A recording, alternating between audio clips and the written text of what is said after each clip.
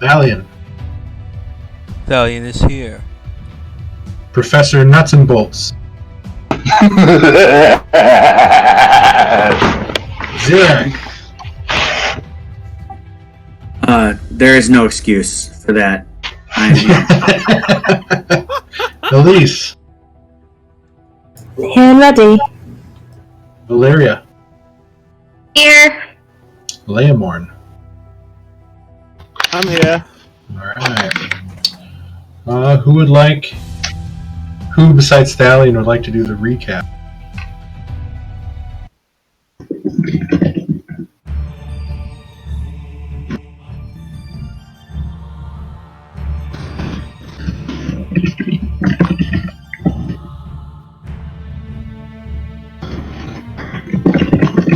Thalion, would you like to do the recap?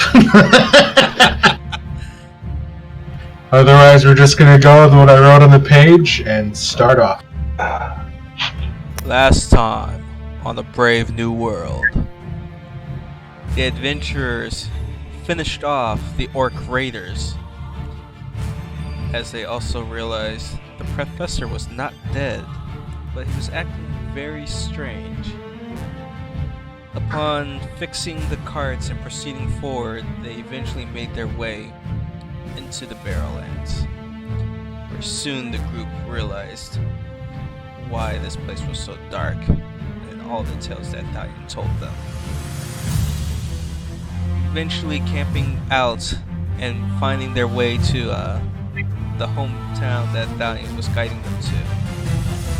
They first had to camp outside the gates. A few were anxious, trying to persuade their way in, but Thalion told them there was a reason for these rules. Once making it in, Thalion was able to have a small homecoming with the tavern owner, Rose. Introducing his companions to her did seem to lighten the mood. But when night came and his old teacher arrived with Harker, who he utterly despised, he did not receive the welcome he was expecting. Trying to gather information, he didn't seem to get all that he was hoping for. So far, roads lead out of the town, close to where Sibylla normally works. This is where Thalion is planning to go next. Hopefully he will find more information on his lost friend, and hopefully Sibylla is still okay. For now, we find out what happens next. Well, I believe the professor is out in the rain, in the middle of a lake.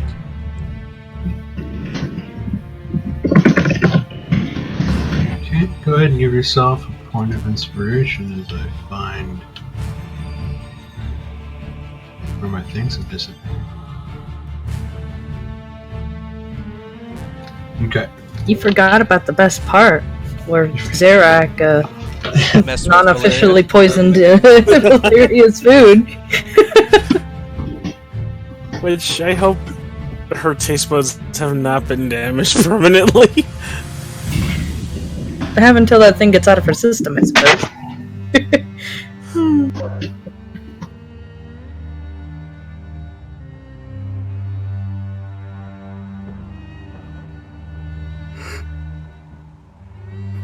That is funny, Valeria.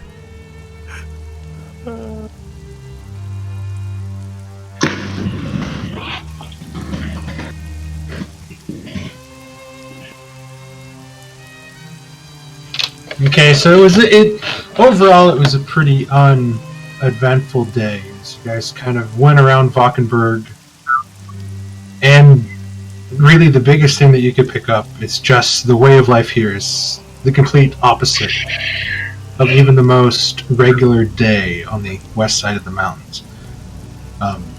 People do move around with purpose, but it's just so they can get whatever they need done before the night comes, so they can lock themselves into their house. And that's kind of the feeling you get as you walked around. There were no nods of acknowledgement, no smiles. If you needed something, they helped you. If you didn't, they just kept their head down and did their work.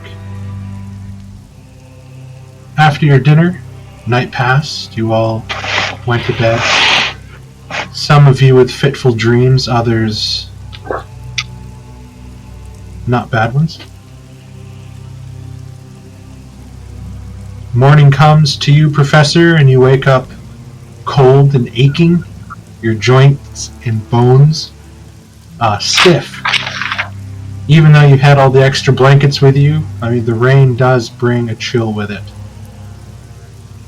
That is just absolutely bone numbing. The rest of you are slowly awoken inside your rooms at the inn with the knocks of courtesy saying that breakfast is ready. One by one, you guys handle what you need to do in the morning, get dressed, gather your things, and slowly make it back down into the common room. Not a lot of commotion, not a lot of movement. There are some people inside, some of the same old codgers that you saw before, just sitting in a corner, sort of gossiping over some watered down ale. But they're sort of moving around, wiping stuff up, spreading a fresh layer of sawdust on the ground. As Rose, who sort of perks up and smiles and kind of brightens up all of your mornings. Kind of ushers you over to a table. You guys sit, and breakfast begins to be brought out to you. It's a pretty meager affair. Beans that have been simmering, sauteed cabbage, brown bread, things like that. Nothing too lavish, but it's warm, and it definitely fills you up. Is it a gray morning, like a Seattle weather morning? It is misty outside, it is cold, and the rain is coming down in sheets through the mist. Even the view in front of you, you can see maybe like 5 or 10 feet in front. The mist is so thick. Just on top of the fog, sort of driplets coming off of the buildings and the wagons, and the spritzes coming up from the ground as the rain hits. Your taste buds do work. There is a slight. Okay, thank you. There's a slight acrid sort of aftertaste that's just kind of lingering, but it wasn't as bad as it was last night.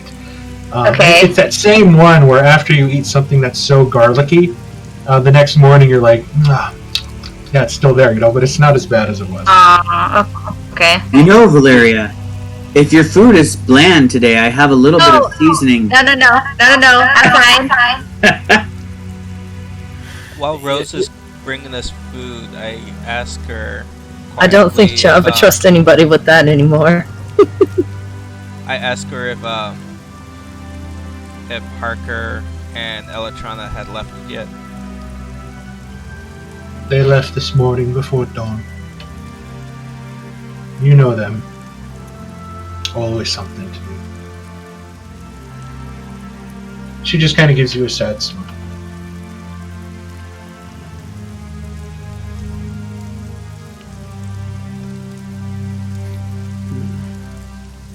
I'll probably leave it with that. Is there a fire, like a fireplace in the inn?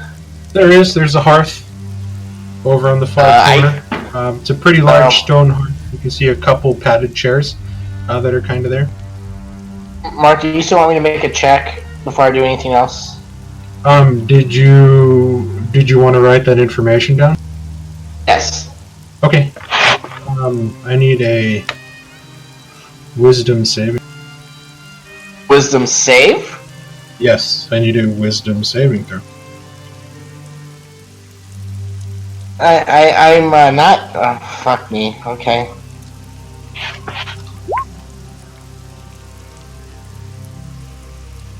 You begin to write, and as you're writing down this information, you stop and you kind of drop your quill, and you look at what you're writing, and you read it back to yourself, and you have a moment of clarity as you look at the words you're putting and they make no sense. Sounds like ramblings. Okay. Now realizing, tear the page out of my journal, and then I bundle up with a bunch of blankets, and I walk inside the inn. I put my journal away as well. I walk inside the inn, go to the hearth, and warm up, and I Aegis into the fire. Okay. You guys look as the professor walks in through the door, and he looks miserable. Like he looks like a wet cat covered in blankets. I have like 2 or 3 blankets just wrapped around me, and I'm waddling in, going straight to the hearth.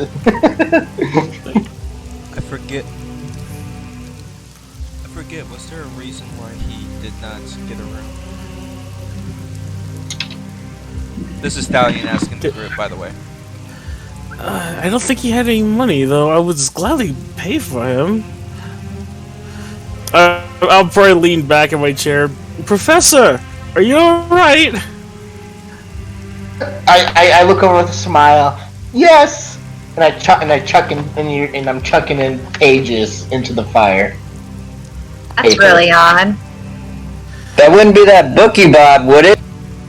Oh. No. I'm just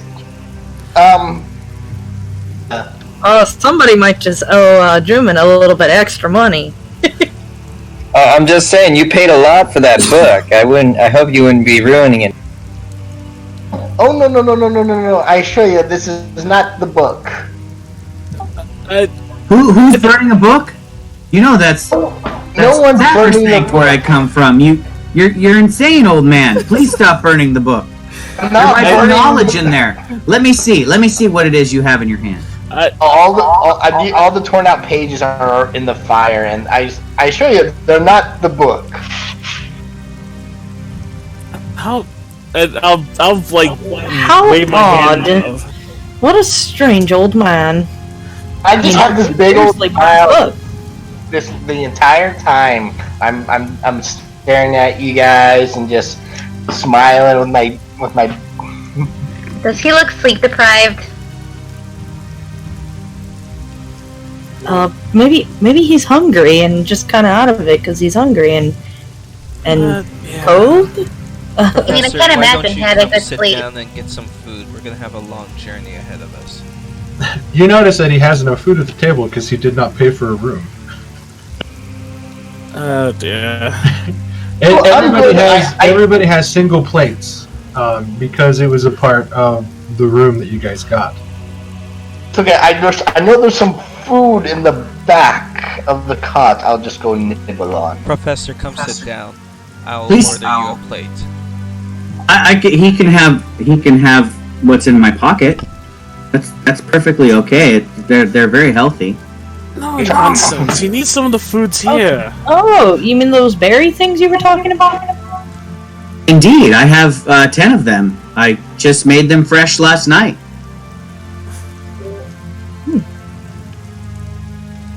Oh, I will sit down and join you. Yes, and I waddle over there, and I sit down on a bench next, let's say next to Thalion and Drummond. And, right, I try to squeeze right in between them, making them scoot off to the side. I think like as you're walking over, I'll wave my hand a bit for my prestidigitation to at least help you dry up a bit. Professor, if you would just kindly open your mouth, I could try to toss one in. What did? A berry.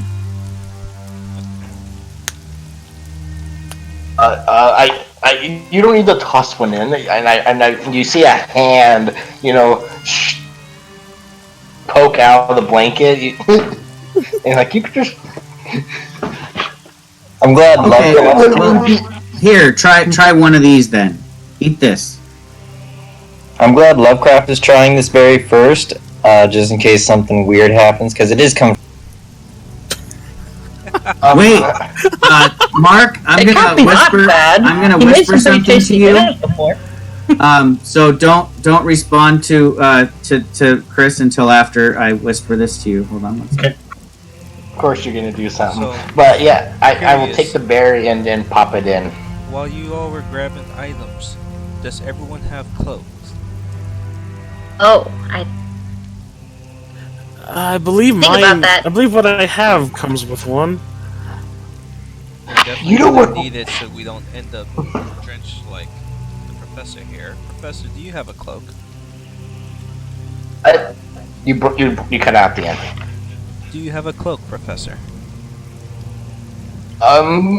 My clothes got wet last night, so, but it's soaked. Professor, as you continue to talk now, you're starting to like snap, like clap your tongue against your. There's just an odd taste. I figured he would have put that kind of fish going out right stuff now. on. The berry itself was quite ripe and sweet, but for some reason it has the aftertaste of salty fermented fish.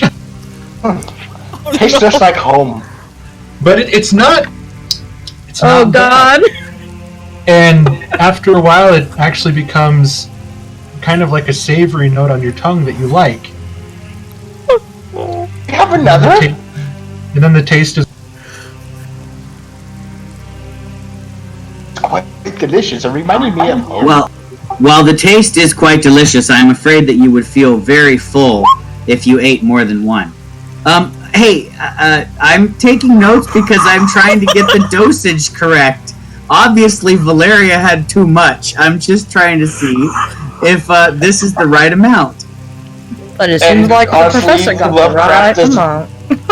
Does not care. He loves it, and that's why he's like, "Hey, do you have more?"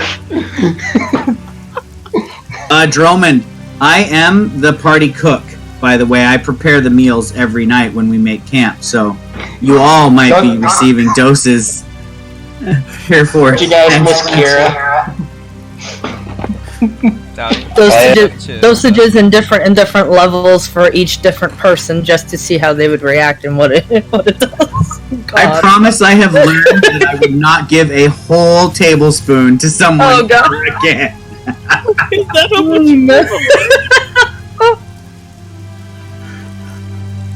See, so now you guys have a choice. Do you want the creative living on the wilds food from Thalion? Or do you want the nice seasoned stuff from Zurich? I have the feeling that he's I gonna, guess he's I gonna got caught seasoning the food. hey.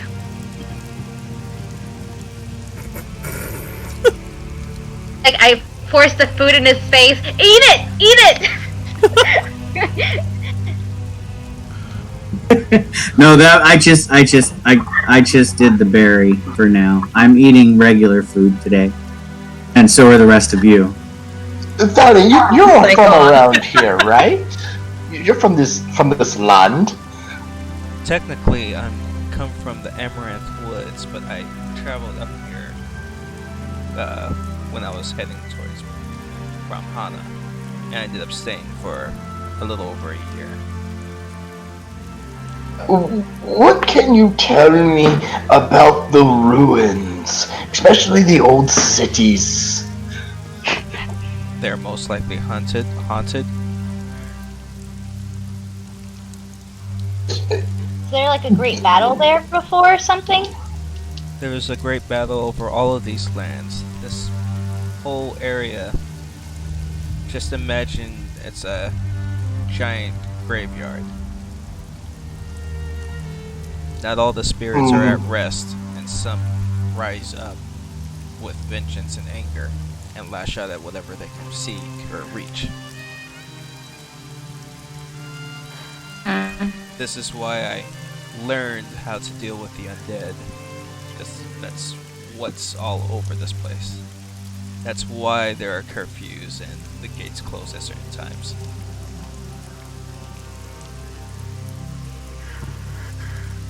I'd like to visit these ruins.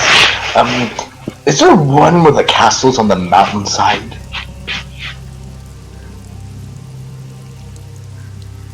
I think the ruins of Castle Croy fit that description. But we are heading towards Casper's Ferry first. Where's that at? that's up north. Zirak pulls his map out. Okay, I now see. I wasn't seeing it on the map.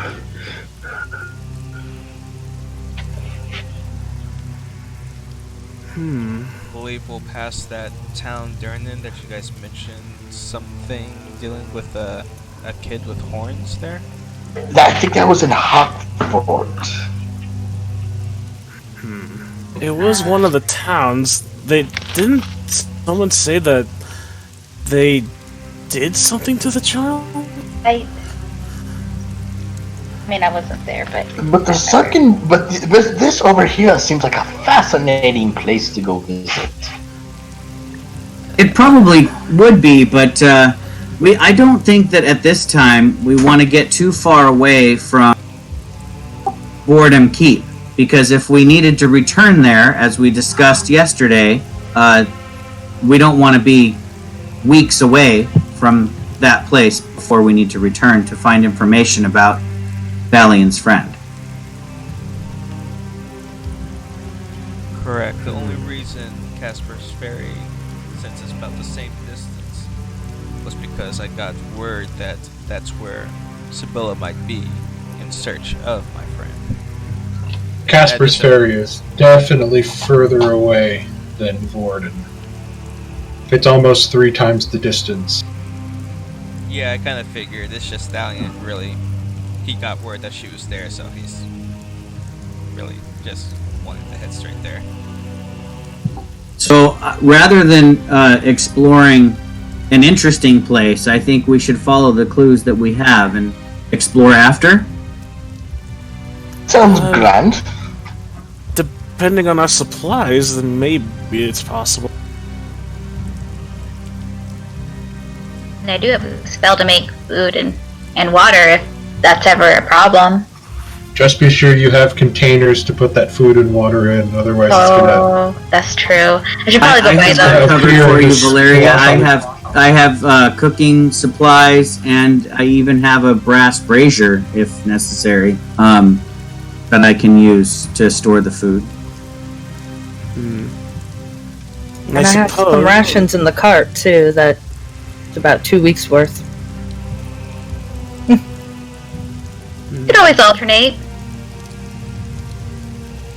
Well, it's downpouring now, still.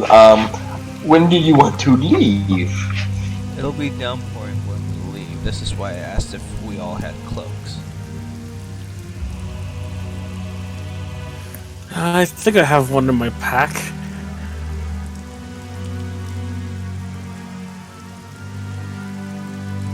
I'm good. My robe keeps me nice and warm all the time, no matter the weather.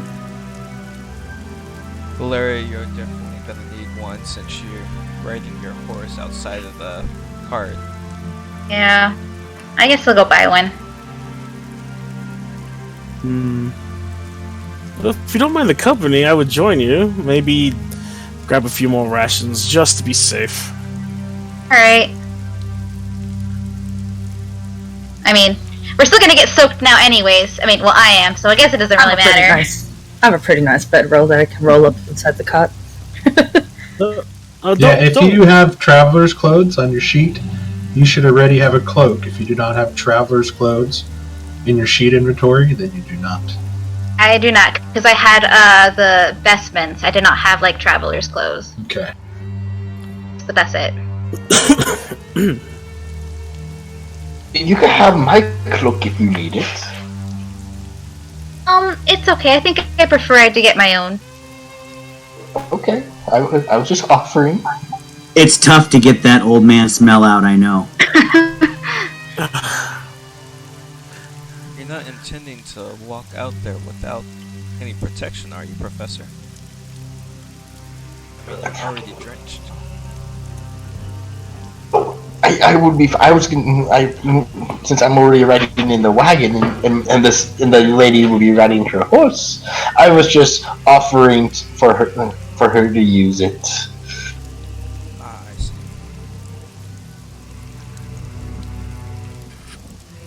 Okay. Well, whenever everyone is ready, we'll wait for Valeria and Leomorn to get back, and then we can depart. Inventory. What else were you getting, Leomorn? I figured to be on the safe side, probably about another week's rations, week's worth of rations, and probably the traveler's thing, because I thought I had it in my inventory, but I guess not. I thought I did. I don't see it anymore. You guys are all ripe. I mean, I have a chain. I have 3 clothes. 4 clothes. Traveler's clothes, 2 sets of common clothes, a set of fine clothes. I have my robe. Common clothes. Holy crap. You guys need to be bathing your Yeah. clothes. Yeah. Valeria, yeah. Yeah, always has something like that too. Your priest vestments are Common, right. fine. I don't wear those Centers. things. I just have them on me. Alright, I can pay for that. No problem. Okay, Leomorn, for your week's worth of rations, it is 3 gold, 5 silver, and then it is an additional 2 gold for your traveler's clothes. So 5 gold, 5 silver. I'll put down a hefty, 6 gold down. Okay, so you want 8 days worth of rations? or are you tipping? You're tipping 5 silver. I'm tipping, because, always need to help somehow. These people will happily take it.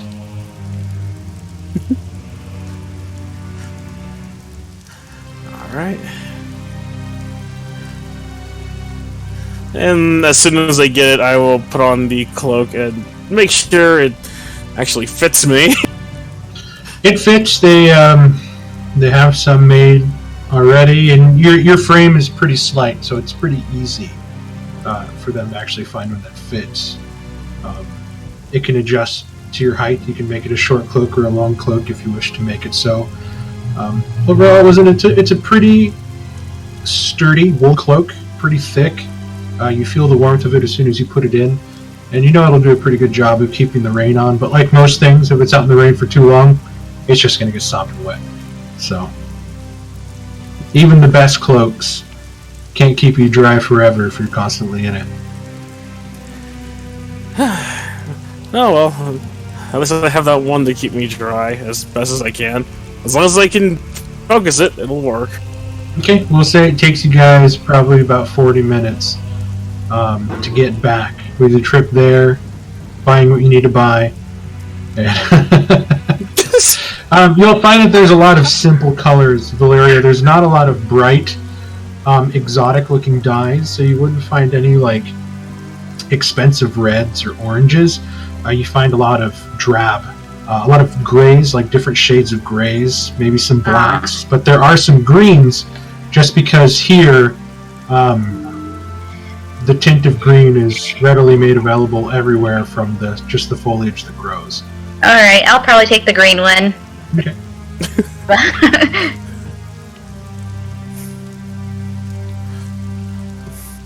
Green and pink. Interesting combination. Didn't say it matched. I just like the color. I go up to you, Valeria, and I put my hand on your shoulder. That's a wonderful color, Valeria. It really suits you. Thank you.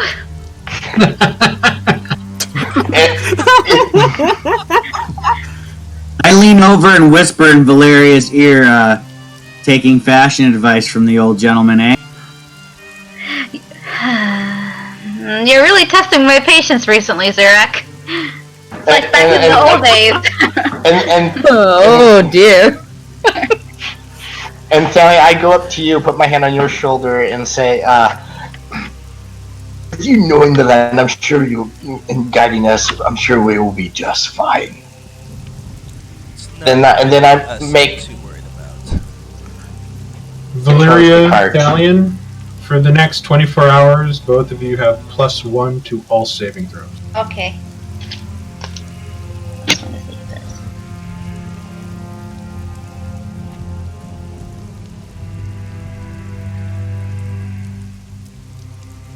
Oh, and well, actually, I didn't know who I was going to present this to yet to test it out. Leo Morn, Xeric, or the Professor. You are 3 spellcasters. I have a leaf here that, if you eat it before casting something, it'll like give your magic a surge. Not sure who would like to test this out. Leomorn can have it. He can try it out. What kind of a surge are you talking about?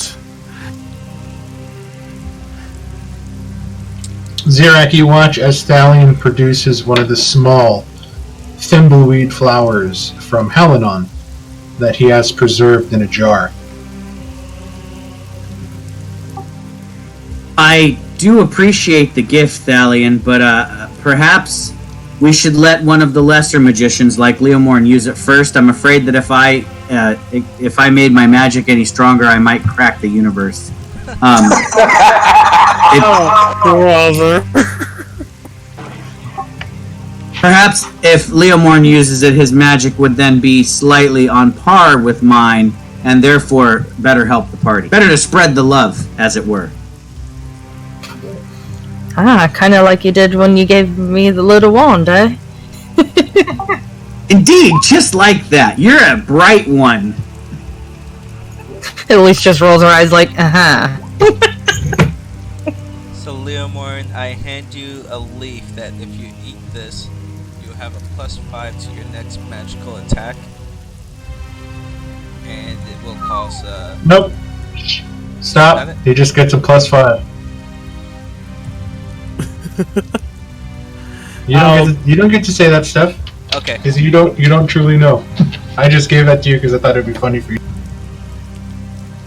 I will take the leaf and am I able to examine it to kind of figure out what it might do? There's no way to know that without actually eating it. Otherwise, you're examining it and you see that it is a smaller flower with broad white petals. Although the pollen inside has sort of fallen off into the jar, you can see where it left a very strong smelling and very strong, not strong, what am I thinking of? A very vivid orange still in the middle. Leomorn, I advise that you use it in only the most dire life or death situations, just to really put it to the test. Or just for fun. I'll look over it and I'll pocket it in my clothes so I can easily grab it if I need to. And well then. As a matter of fact, the next time Lovecraft's life is on the line, that's when I think you should use it. You accidentally polymorph Lovecraft into a demon! Leomorn, what have you done? You told me to eat it. that's the last time I ever is took your any fault. potions from you, Lemon. Bad Lemon. Don't worry, guys. This is okay. This is okay. He's no longer an old man, but now he's an old fiend. This isn't even his final form. I haven't noticed a difference yet. Yeah. After a while, Thalion Rose kind of walks up and she grabs one of your hands in both of her small little hands and just kind of looks up to you with kind of tear-filled eyes. And do you have to go so soon? You just got here. I have to find her. I need to make sure she's safe and see if I can find everyone else. But what if you don't come back too? I kind of kneel down so I'm face to face with her. Well, I might still be a little too tall, but I kneel down and I kind of just whisper, I'll come back. I promise. She just gives a solemn nod and just kind of lets go of your hand and just begins to walk away kind of slowly and tentatively. And then she kind of picks up speed and kind of turns the corner back into the kitchen.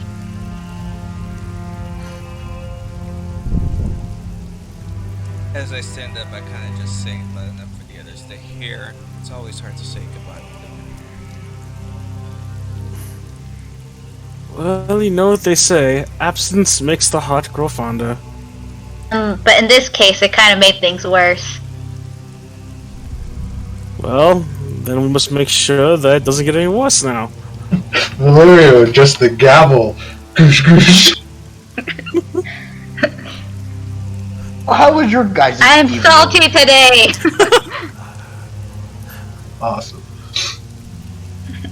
You guys begin to gather exciting the rest of your things? Oh, sorry, go ahead. I was just asking them how their evening went. Cart. I was about to ask you the same thing, actually. I had a pleasant night. I dreamt of fairies and pixies. Fairies and pixies. You call that a pleasant nap? Ugh. Aren't fairies, kind of mean It was in the butterfly and field. not nice, and same with pixies? I think you had a near-death experience. Maybe you should sleep in a hotel next time. I would have loved to, but I have to pay off my debts first before I'm allowed any comforts. Well, you missed Valeria getting almost food poisoned by Zarak. That's all you missed.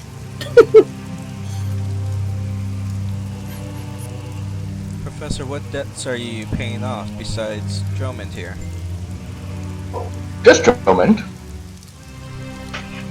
Well, you still could have stayed in the room. Oh, it's all quite alright. I went for a nice brisk walk before I went to bed.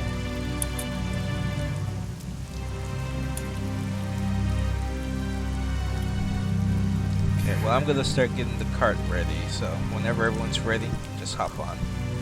Let's say after about half an hour, you guys all bring your things out, get everything situated, hitch up the 2 draft horses. You guys saddle up Ophelia and Troy. You notice that they are chomping at their bits and sort of pawing at the ground. They're ready to go. You can tell these riding horses don't like to be in one spot for too long. You guys jump in and you guys begin to move out of the eastern gate. And then paralleling Lake Heger north towards Durnan. What is your guys' plan? As it is misty, it is cold, and it is raining. How long will it take us to get to Durnan, Master Thalion? I'm trying to remember. Depending on the road, it's probably about 3 or 4 days, depending on your speed of travel. Oh, for Durnan? For Durnan. We're going to Durnan, right? And then to Hackford? Yeah, I just thought that was a little closer. Didn't we go from Boynton to Melford?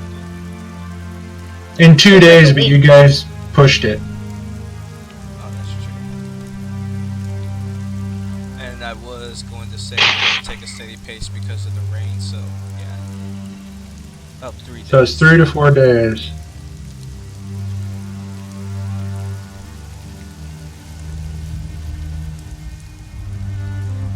Let's just...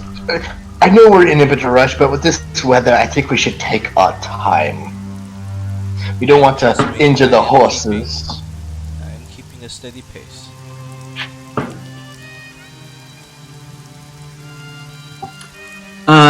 Moonlight's wings are water resistant, so I will just have Moonlight scout on ahead of the path a little bit and circle back to us every once in a while, just to make sure nothing sneaks up on us.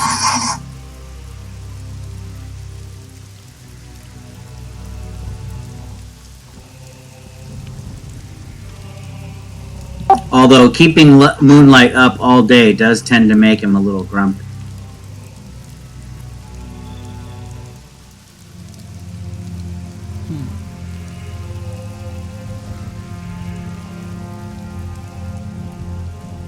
Perhaps there might be some field mice. I need to refresh really quick.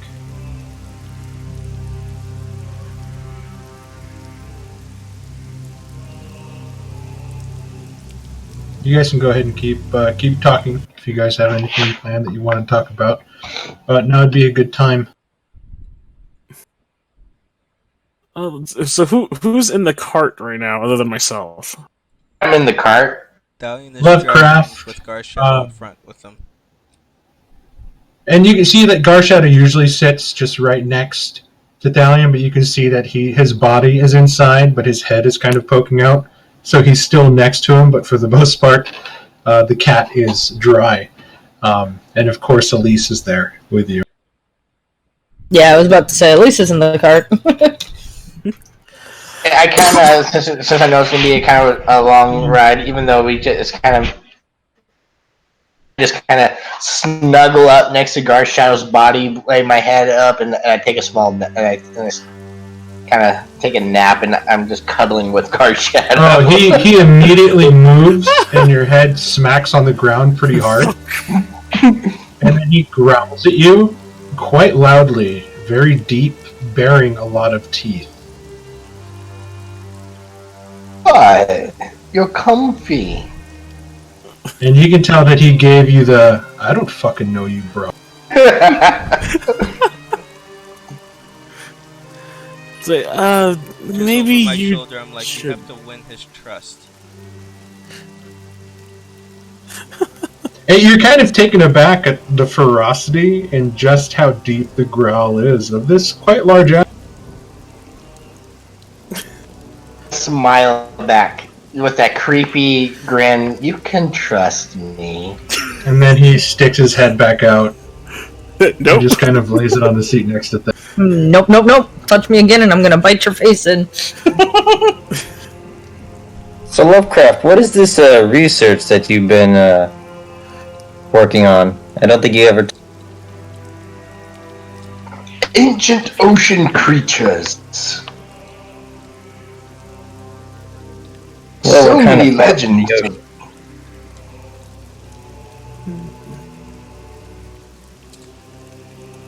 Yes, but you see, the world itself, this once place might have been a vast ocean millions of years ago.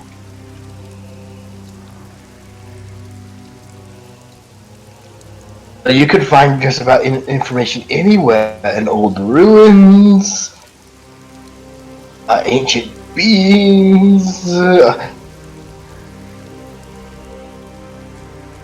I'm just very fascinated into deep sea dwellings. I'm not a scientist or a study, but maybe it'd be easier to find deep sea dwellings if you actually went to the ocean.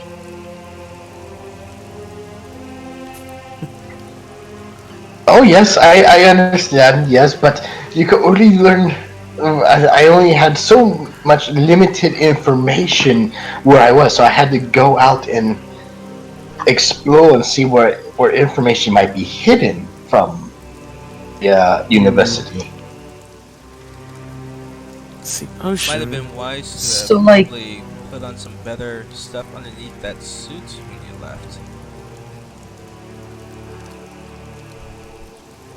So, like, Okay. your research, you couldn't find it in any library or anything? He's exhausted all the sources at the university, so it forced me to go out and own. This must be some serious rare deep sea creatures you're looking for then. Probably. Drewman's probably right. I have better luck at the ocean with fishermen or something. I don't know. So you guys continue at your pace. The picture you see here is kind of what you're looking at. The road has already taken on large puddles. And the rain is just sort of coming down in sheets. And as you pay attention to kind of, just in sort of boredom and how they're hitting, you can see each wave of rain coming down along with the slight breeze, with the mist thick as it is here, barely visible out into the tree line. It's a pretty eerie feeling as you go, but I mean, you guys make the most of it. I think part of the journey, I will dig through my pack and I will pull out the I think I still have it in here. Do I still have it? I think I have it. I pull out my cask of I have my cask of ale, and I start to pour myself a mug. I'll probably pull out the little driftwood that I had gathered before, and I'll hold it over to Lovecraft, and I'll hold over to Lovecraft, going, "Well, since you're interested in the sea life, this is what I picked up off of one of those things from a few towns ago. One of the priests was using it and holding it. Oh, and the fish people? yes, it was that one. It was that one in the distance. I'm guessing Yeah, I she was. remember that. I guess she was holding on to this for her cast, and I was gonna have Zerak examine it earlier, but he seemed to be busy. So I figured maybe another astute mind might have a look at it as well. I would gladly check it out. If I overheard that comment, I would start laughing almost uncontrollably and then go back to my seeming half days. What did I miss? Leo Morton called Lovecraft an astute mind, so at that comment, Zerak started cracking up, but then silenced himself and rode ahead a little bit. Okay. So what am I looking at, Mark? You're looking at a sort of, you can almost call it a baton, but it's wider. You can't really, it's flat, so you almost like a smartphone, but it's as long as like a 1 foot baton. But it has weird shapes to it, and it's a piece of driftwood. But you look and sort of inset into the driftwood itself, you see shells that are almost a part of the wood, as the wood is seemingly grown around them. Just different series of shells and bright colored stones that kind of glimmer with wetness. What exactly did you want me to try to figure out?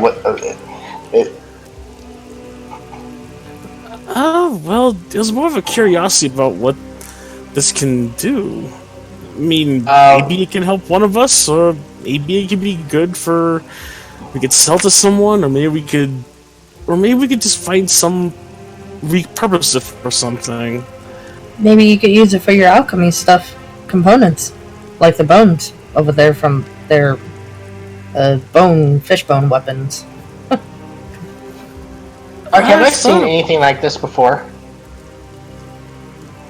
The closest thing I can relate to it is my medallion that I have around my neck. It's smooth, like the medallion of your wood, which is also driftwood. It's smooth. It's inset, but it's kind of a natural, the way the wood seems to have taken in the seashells. He did say that a sort of fish humanoid caster had it, and that's who he pulled it away from. So, but really, you're just kind of looking at a piece of driftwood. I'm trying to figure out what I need to do to check.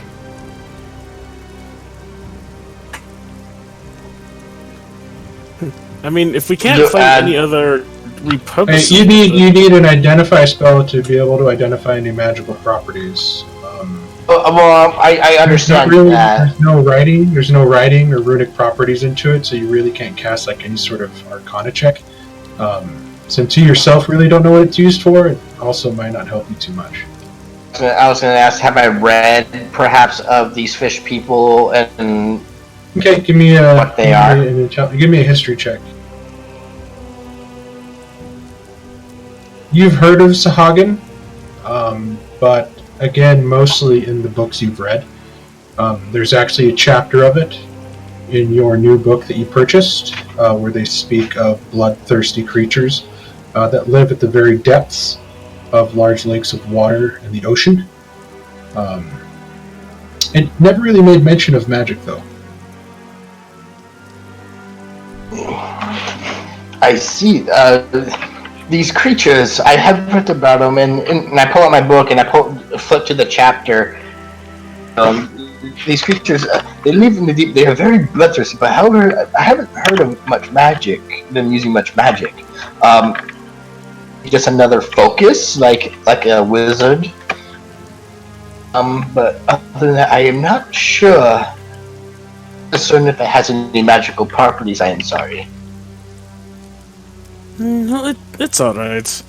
I think you might be interested in it by how it looks. I mean, if I can't find any other reason... I am very interested. I mean, this is amazing. I haven't seen much of this. I would love to do more research on it. Well, I figure maybe once we find enough downtime, if I can't find any other way to repurpose it, I guess I could try to use it for my studies, little tricks. And I will hand it back.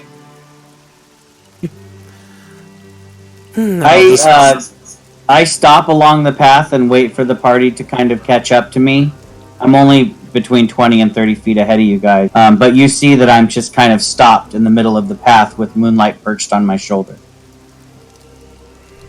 Is everything okay? I turn around and say, well, Thalion, Moonlight has seemed to take a keen interest into something just beyond the trees. I've not allowed him to venture much further than just a few dozen feet away from myself, but I can't tell if it's to the left or the right of the path, but something within the trees is catching his attention. Think Perhaps another ambush? That was my thinking, Valeria, and perhaps we should ready ourselves at the very least, just in case something is going to bound out of the forest at us. Mark, I wanna, as I'm gazing out that way, pull out some grape moss and eat some of that so I can gaze into the ethereal. Okay, you gaze into the ethereal. The fog is still present in the ethereal realm, but it's not as thick as it is in the material. And you're sort of looking out in the forest of white and gray, but you can't see anything.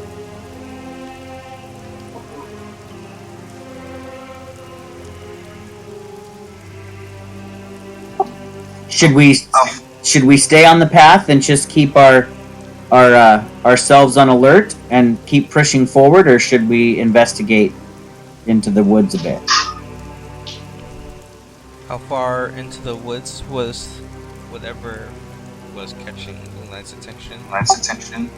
It's further than 80 feet, 60 to 80 feet. And as you're looking at the owl on his shoulder, you're seeing that its posture changes. It'll stand up straight, and then the head will crane and look around to the left, and then relax, and then crane, and then look around, and you instinctively look down towards Garshadow, and you're watching his ears sort of perk up and move, as if he's picking up sounds, but he's not really as animated as Moonlight is, but you can see that he too's picking up some activity like that. Moonlight's only been this way for a little while, so whatever it is can't have been following us for long, if it's following us at all. Maybe we should check it just to make sure it's not someone who's lost.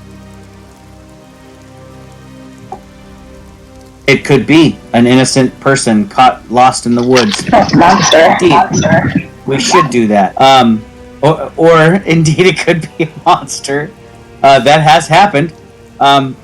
But I would be willing to venture forth with Garshadow as a keen scout, and Thalion perhaps. Maybe we should leave someone here with the cart. Or if you need me to stay with the cart, I can stay with the cart. Or, if you would like to come with us, I could set an alarm around the cart, and if anything comes close to the cart, I'll be alerted to it. So I will pull I'll find someone who can actually pull it off to the side and see if I can set everything down and secure it. Maybe we could even throw some branches over the top of it and kind of hide it a bit. But, I mean, it's easy enough for you guys to pull over and kind of set the brakes on it. I mean, do you leave the horses hitched up, or do you tether them off to, trees? Probably tether them off to a tree. Yeah, I'll tether Ophelia close to the cart, but I am going to go ahead and ritually cast alarm in a radius around the cart and horses, so that if anything approaches them, I'll be alerted to it. It will set my arcane ward if I do this.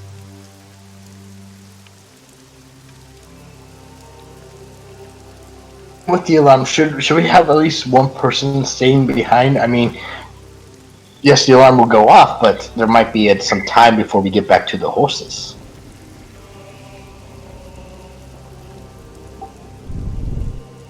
If you want to stay back, you're welcome to. But I'm just offering that we could all go. And I just don't think we should venture too far away from the cart anyway. I'm not saying we march half a day into the woods and then we're that far away. I know, but you get what I'm saying, right? I mean, even though we're far away from the cart, everybody goes. The car still, even with it's like you're setting the alarm on your car. Even though it's going off, somebody could a ways away. I do get that. I'm gonna hop out of the car to the mud. And... I understand the idea, as well as my worried expression with this area. That would probably be okay with it if you stayed in the cart the whole time, unless something actually did emerge and trigger the alarm spell. Only Zarak, only you know when the alarm spell is triggered, or will there be like an alarm sound like? Only Zarak would know. In this case, I can set it up either way. In this case, I set it to only alert me internally. It will not make an audible noise. I can send a message if Zarak hears the thing go off. That way you'll be alerted if that's something you want to do. Yeah, I understand. I would feel much safer even with the alarm spell if somebody was at. I will volunteer to stay behind, and I'll stay in the cart.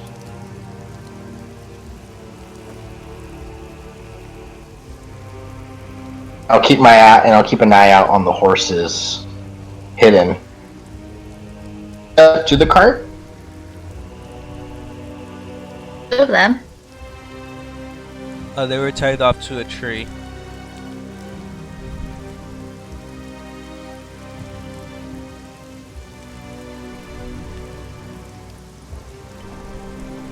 Alright, which way is this thing? We should head out, that way we can stay in the rain as little as possible. I'm getting wet here.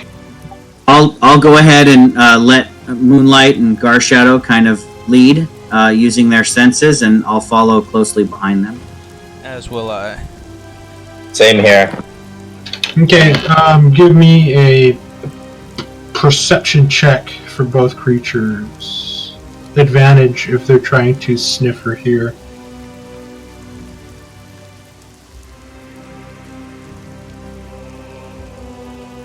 Okay, so Moonlight takes off to the right, and you can see Garshadow sort of get down and begin to start to prowl, his shoulders low, as he makes his way to the foliage, and you can see that he is going this way.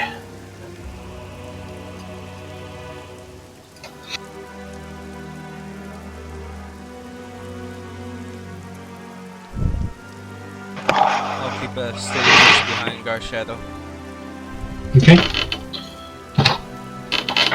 You guys are sort of moving about, kind of struggling a little bit to keep up with Alien, as you watch now that since he's back in his kind of natural element, how he is just deftly moving through the branches and almost not disturbing really anything in his wake. Gar Shadow as well is just an absolute shadow. Moonlight, you could hear him if you tried. And after a while, you guys just sort of lose sight of the owl as it's fluttering through the trees, landing on branches. You'll hear an occasional hoo, and then it gets further away. You guys walk for a good 10 to 15 minutes. Thankful for some of the cover of the forest canopy, but as some of you kind of move against trees and jostle branches, you guys are kind of met with a deluge of water that's been stored up on the leaves from high up above, and it just sort of crashes down and like every now and then you move, causing Thalion to kind of stop and look behind at kind of the cascading noise that it makes. But after a while, you guys make it to a clearing. It's a very large circular clearing, and there in the middle you see what seems to be about 5 or 6 standing stones.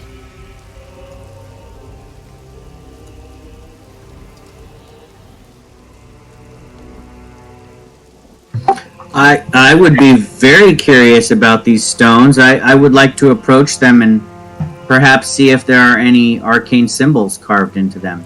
Maybe it's like a druid circle of some kind. How many stones did you say? About 5 or 6. Yeah, half a dozen or so. I'm going to move your guys' tokens onto a map, and then I'll move you guys over shortly.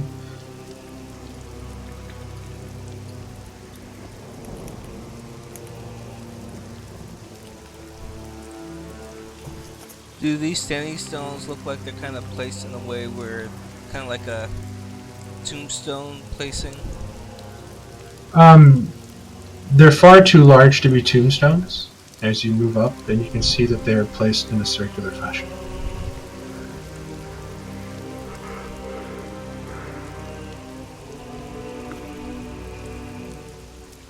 And looking down at Gar Shadow, is his eyes focused on those stones? He seems to be moving towards that area before you tell him to sort of stop and wait. And you can see where he's still in a motion of wanting to move forward. He kind of looks like a pointer, like a German short-haired pointer, like a hunting dog, where you tell it to spot and then it freezes and it points. It's kind of the motion he's stuck in at the moment.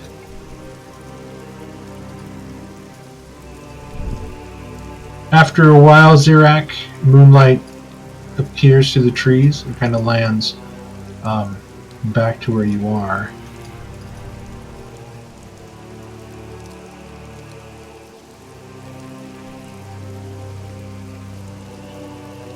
Okay, if Zarek went up to these, I will approach behind him.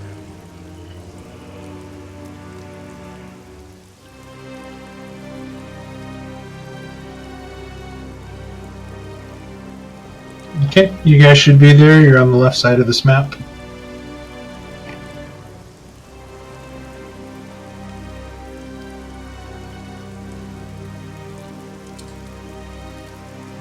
Well, at least there's not a big pool of blood in the map. Better not run into another ritual. Don't jinx it. So as I would wander forward towards the stone mark, I'm kind of keeping my eyes open to see if there's any symbols or if I notice anything druidic. I mean, being raised by dryads, maybe there's something similar to what I saw in my forest at home, to what these circles are like. There is the very faintest of what you're picking up to be Sylvan script along the stones as you sort of move your hand across them and discard and dislodge some of the moss that has grown over time just from the wetness of this place. But you see that there's Sylvan script and runes here, and you have heard of this before. This is a Fey Circle. And by the looks of it, a very old, ancient. Ancient magic once flowed through this place. You know that Fey Circles were held in high regard. There were places where rituals of growth and love and bindings were made between two souls. It's a very pure place. Treat this place with respect and admiration, as I will carefully kind of rub the moss and mud away from the runes, kind of tracing it with my fingers and trying to make out any of the symbols and read it. You can see where a lot of the stones themselves have been worn away just from time. So you can imagine that the stones themselves are not magic, but they are old. But you can also see certain stones, like here and here, where they look like they've been sort of destroyed almost by hand. Something caused them to break. Would Garshadow and Moonlight be attracted to something like that? Garshadow is sort of tentative to move closer. Moonlight has no issue. I want to circle around and if there's markings on each of these stones, I want to try and copy them into my journal. Okay, so you're going to risk your journal getting wet in this downpour? Oh, never mind. No, I'm not going to do that. I mean, the rain is in the background noise. I'm probably gonna go to one of the stones that looks like it was taken down by hand and examine what could still be there. You walk up to the closest one to you, which is the one there to the north. And you look where the stone looks like it was shorn clean in half. Like something cut right through it. And just the weathering over time has just made it impossibly smooth, almost like a marble countertop. I'll probably look over and I'll wave while adjusting my cloak. Thalion, you may want to come look at this.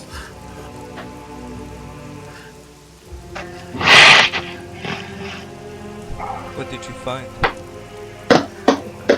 Look how the stone is cut. No, like I'll rest my hand on it so I can feel how clean of a cut this is. I'll kind of brush my hand along it as well. Yes, Stroman. What did you say these were used for again? They were used for Fey ceremonies, marriages, joining of souls, revering nature, growth, saying rituals to the springtime, the growth of the world, those kinds of things. The connection to the Feywild is strong in these circles, so I would be wary of potential, let's call them tricks. Pranks, as it were, as the Fae do like to play pranks on mortal kind. Yeah, I'm fine with pranks, as long as they're harmless.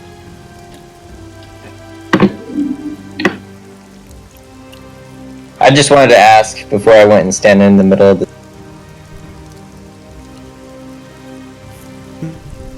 I'm in the middle. I'm still looking over the broken one. I don't believe there's any weapon that can do this naturally, right? Does it look like a large blade or something cut cleanly through this? It's just you're looking at an impossibly straight geometric line at this, because you look at the other stones and you imagine this was kind of obelisk-like in nature, tall, wide at the bottom, coming up to what maybe have been one time a point that's now been rounded down. And there is nothing geometric about the shape of the stones themselves, but this one particular cut through this stone, it is breathtakingly precise. Something that you would see in dwarven stonework. The way they would make the corners in perfect 90-degree angles and just how smooth it is. Like, if something did cut through this, you could only imagine the power and the strength it would take, not to mention the durability of the blade that did it.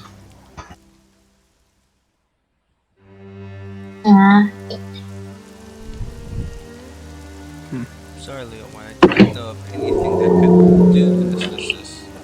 If there is. Zirak, as you look at the stones themselves, you're looking and you're reading the notes, and you see, thank thee, Oberon, deity of nature, keeper of the wild places, protector of animals, and you see another one.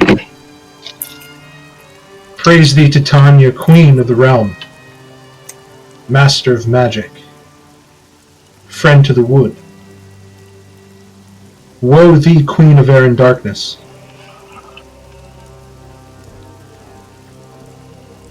Let your prayers keep her away, and hope thee not murder you, in spite.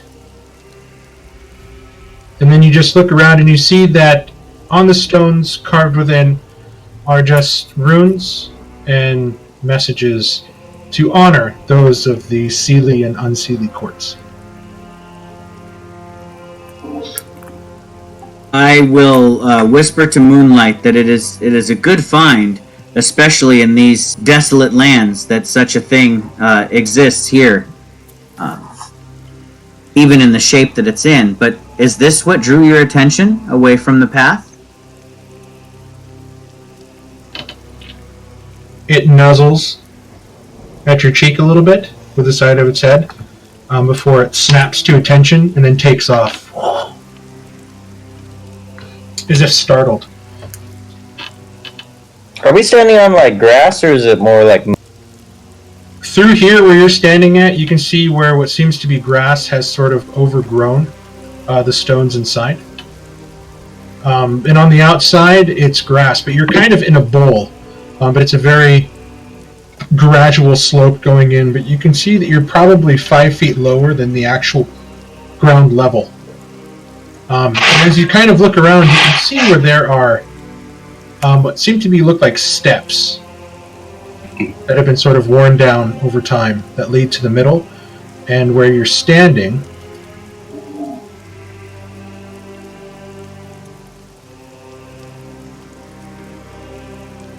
there's like a flat circular platform.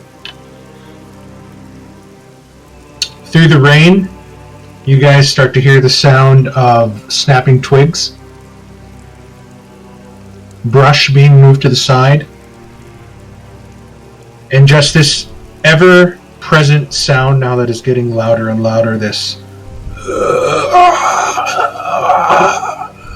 and a smell begins to pervade the wind. Oh no. I'm gonna immediately cast Mage Armor just in case.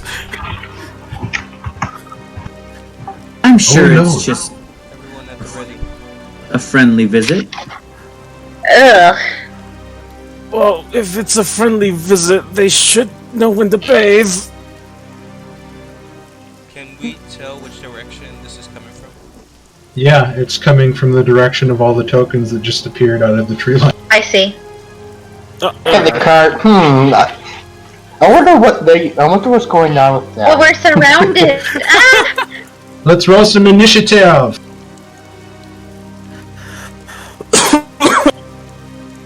Or do you want me to roll? Nope, you don't know what's happening. Okay, I didn't know what.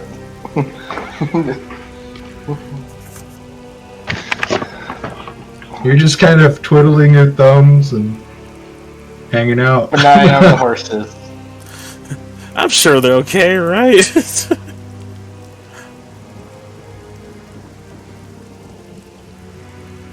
I know, Ken, but I honestly was wanting to be safe than sorry. Then all of us leave, and then all of a sudden the carts are gone. Mark said he wasn't going to kill our horses just needlessly. Oh, he didn't. I didn't say kill. I said gone. He also didn't. He said he wouldn't kill our horses. That he didn't say he wouldn't like steal all our. Exactly. That is true. Yeah, but we're good because we have Valeria's food, my seasoning, and good berries. We're good forever. Yeah, but he also has the jar of gefilte fish, and I don't trust that. That's what I meant by seasoning. Valeria's spell only creates very bland food, so you guys after a while might want me to spice it up a little bit. I got prestidigitation. I can flavor it. I already tried that.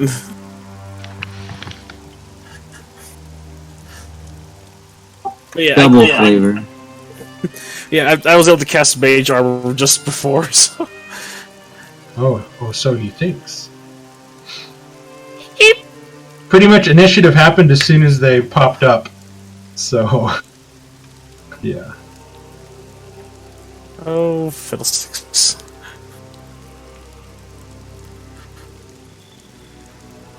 I gotta make sure you guys see the health bars on these last 3. The zombies rolled pretty high. Yeah, they did, actually.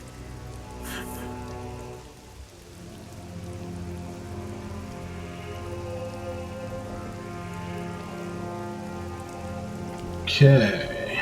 Do I have everybody in initiative? I see Valeria, Moonlight, Leomorn, Dromond, Garshadow, Thalion, Zirak, but no Elise.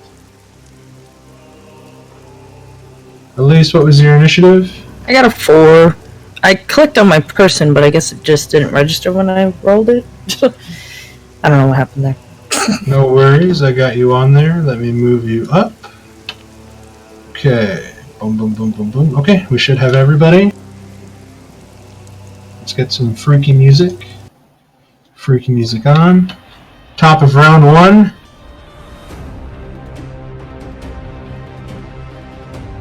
Valeria, you're watching as now you immediately turn this direction, the southeast, as you're hearing something tear through the bushes and the vines and just the random rubbish trees that are kind of on the lower part of the trees, as this loping, sprinting zombie that's sort of low to the ground and almost moving in an animal-like manner, frothing at the mouth, is charging at you. Oh. 10, 15, 20, 25, 30, and then it's going to go bonus action to dash 5 feet there, getting right on top of you. It is your turn. I reflexively have my shield, pull my shield, and then I'm like, whoa, stay back, and then Ariana's rose and attempts to hit it. Okay. A 7 unfortunately misses this zombie as it sort of imperceptibly shoots its hand out, almost this strange instinct left in its brain that it once had in life, and it's starting to try to get closer to you. To action, she calls out her spiritual weapon. Okay. So here comes...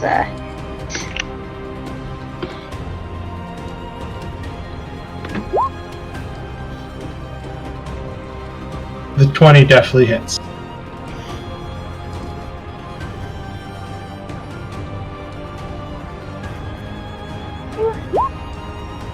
Die.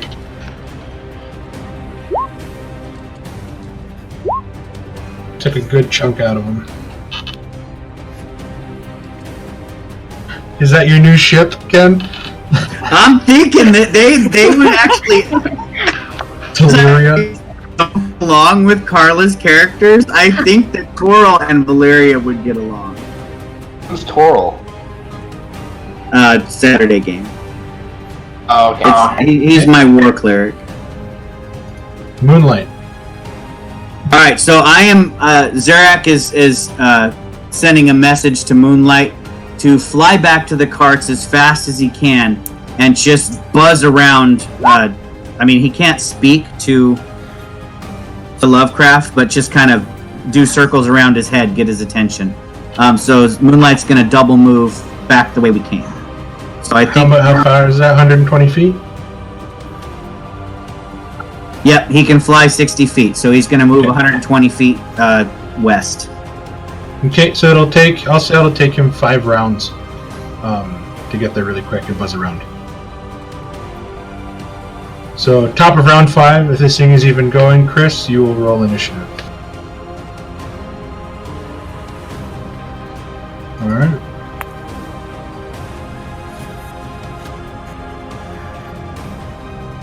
You're watching these other zombies 10 sort of waddle, almost like a drunk person is moving, and the closer you get, you see that they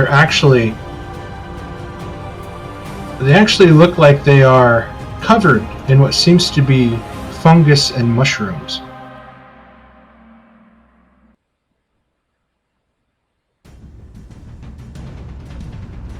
You said you want me to roll initiative?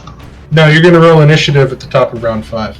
Okay. I put my token out there. I wasn't sure, so I'll just. So that's kind of what you're seeing. These sort of like fungus mushrooms that are kind of coming off. These types of zombies before? Give me an intelligence check. Yeah, I was about to ask, like, could I, from where I am, can I actually identify any of the fungus or anything on them? Not from where you're at. You're gonna have to get up close and personal and like take a sample. Right, after it falls. Do I get Mark, for the since it's a favorite enemy? It's hard for me to say that you would get advantage on this because I know that you've never encountered this, and I'm just giving you a chance to pull up some lore about it. Okay, that works then. Okay, you've seen bodies that have been so decayed that are moving around that they're covered in what seems to be moss and tumors and even mushrooms, like feeding on the last vestiges of whatever nutrients the body has left to offer that the zombie just doesn't use. So you're thinking it could be that it's just this body's been so rotten and going through the trees so much that lichen and fungus are just starting to clung to it. For the more humanoid ones, Mark, can we tell whether or not they are at least human or elf?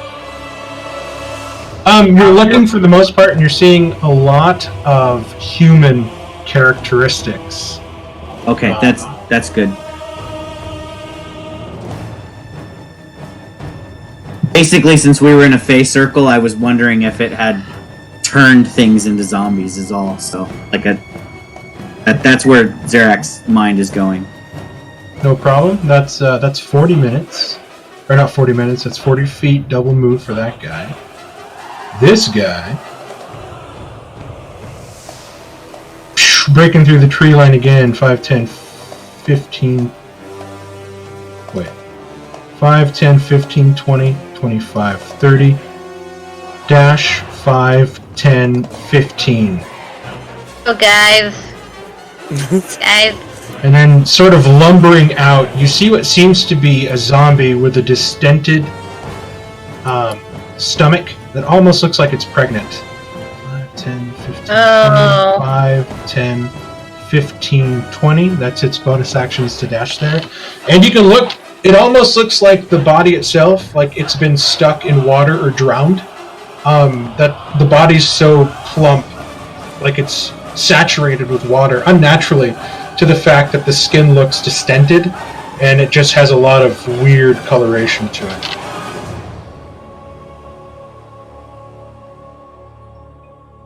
Leomorn, you cast Mage Armor, Yeah. and you're... All right, and I can still move, right? Yes, I was just teasing you. I'll let you cast Mage Armor.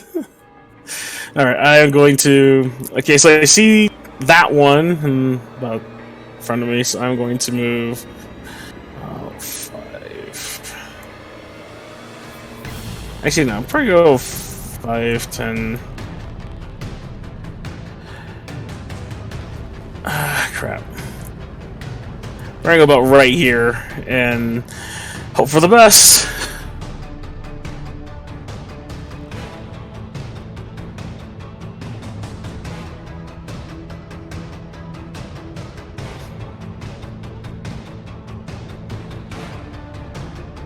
What's your action?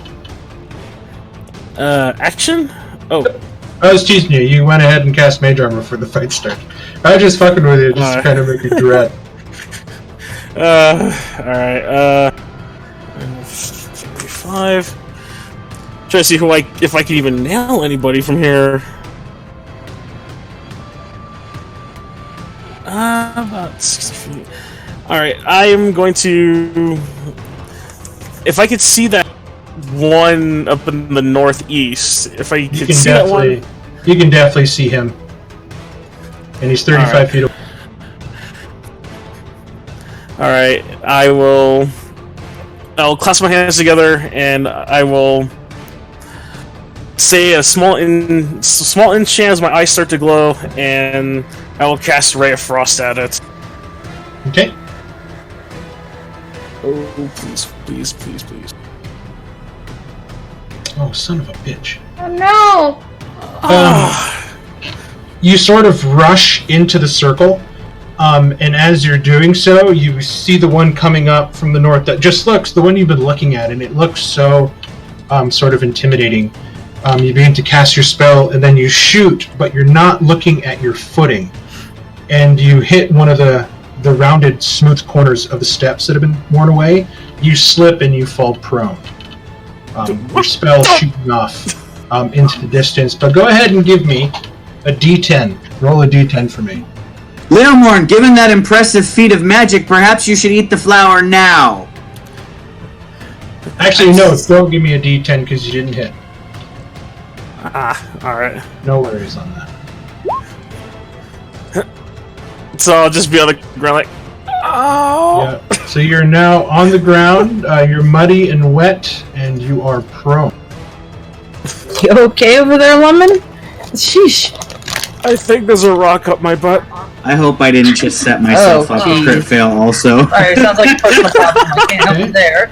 Watchdog, it's gonna happen. You know it's gonna happen.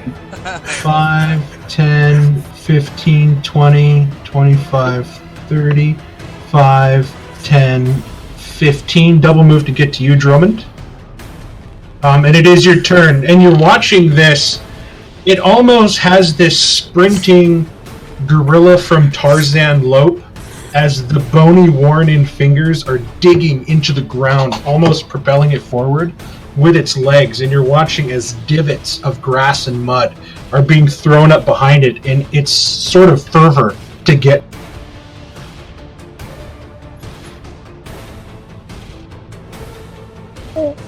Let's go ahead and disengage right now.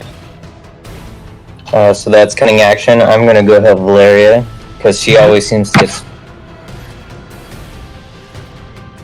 Valeria gets the most love. Look at all these monsters; they just adore her.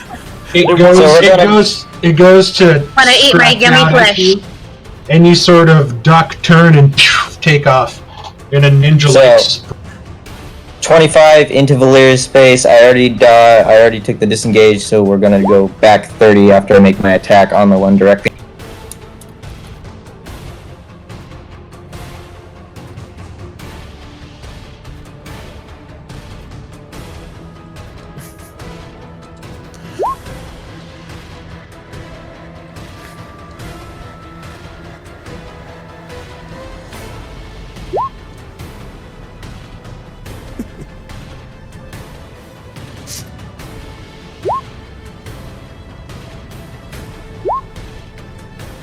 $16 definitely hits, and you're hitting this guy. Go ahead and roll damage.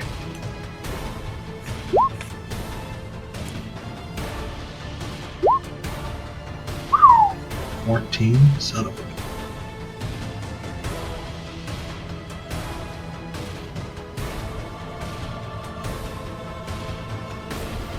And that is my...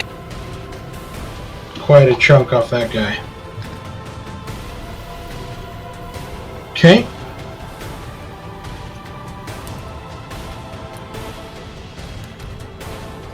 Five, breaking through, stops, looks, and sees the lion. 10, 15, 20, 25, 30, 5, 10, 15, 20. 25, getting right next to Garshadow. It is Garshadow's turn. Garshadow's gonna bite at this thing.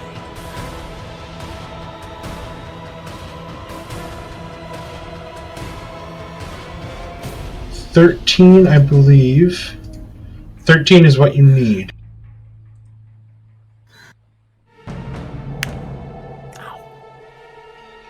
Okay. Thalion, it is your turn. Stepping to this side, I'm going to swing and then spin and crack it with the other end. Okay.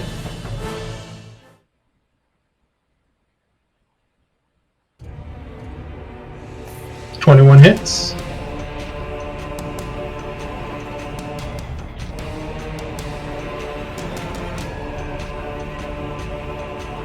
$12 just misses. And since I actually was able to use this thing, I'm gonna click this so you can actually see it. It was what I got when I hit 5th level.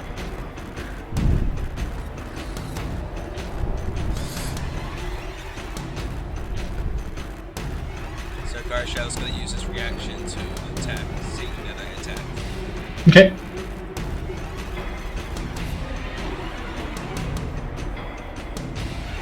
Yep, 25 definitely hits.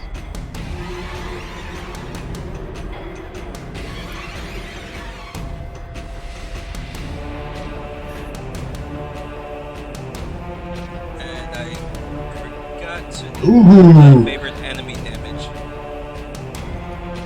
Okay. Garshadow takes it down, but it does make its Constitution save. Let me unwhisper it. Sorry.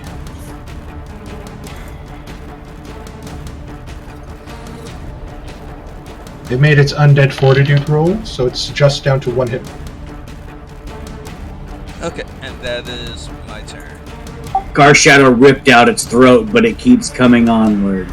I love it. This slow bastard is going to lumber out of the trees, covered in more mushrooms. Well, actually, it gets here, and then it looks up and it sees Zirak, and it's going to move 20 feet towards Zirak. And you can see this one can barely move its limbs. That's like the arms are sort of dangling down at its side, and one of the legs is lame, and it's just dragging it forcefully behind it, leaving ruts in the grass. Zirak.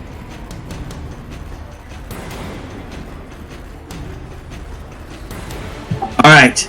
I'll deal with you later, you slowpoke. But Valeria needs help now, so I'm gonna take a bit of a chance not letting him deter me from my prior plan.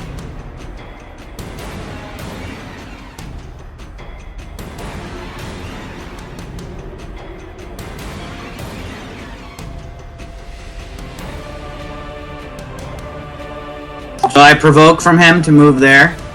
Okay, he's going to make an attack of opportunity. Normal. Holy shit. Jesus Christ. Oh crap! Okay, so that was unexpected. Yeah, that will hit. Okay, so that's 9 plus, and then I'm just going to roll the attack. So 9 plus 5, 14. Alright, so it blasts my arcane ward completely out of existence and does 1 point of damage to me. Okay. I was not expecting that on the first hit. Yeah, you know, every time I try to do something heroic, I get fucking killed for it, so. But, I mean, this story is full of the heroic deeds of Xerac.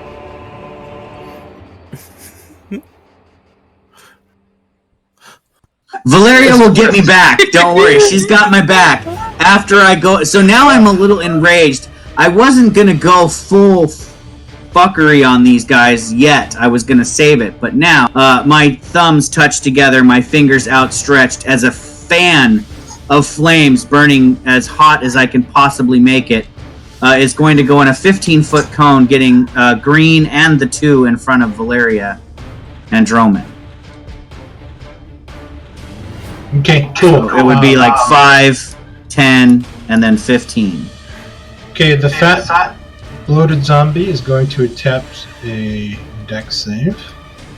He fails with a -1. That's so bad. Oh, he's whispered too. What the shit? Give me a second.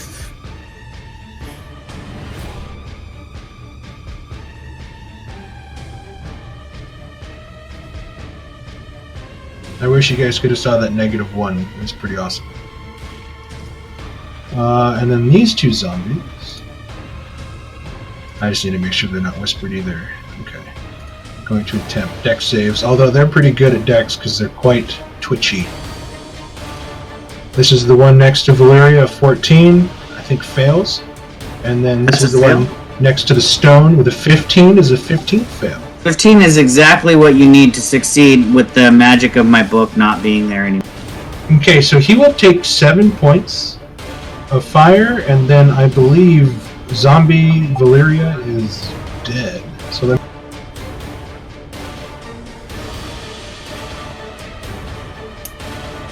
Xerac, can you actually watch as the phase stone here illuminates as the fire hits it, and it starts to glow an orange-red. So did none of them actually perish from the fire? This one looks like breathing on it will kill it. Actually, both of them do.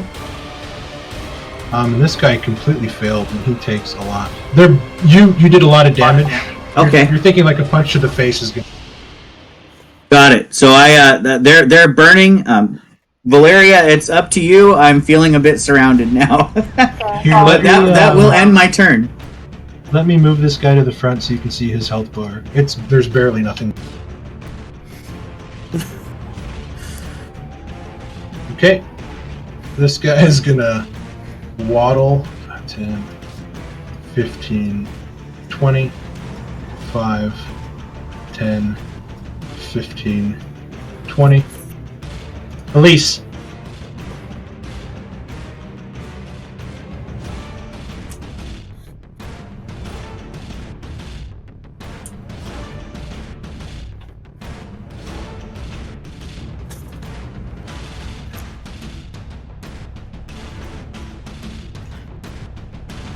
Marcy?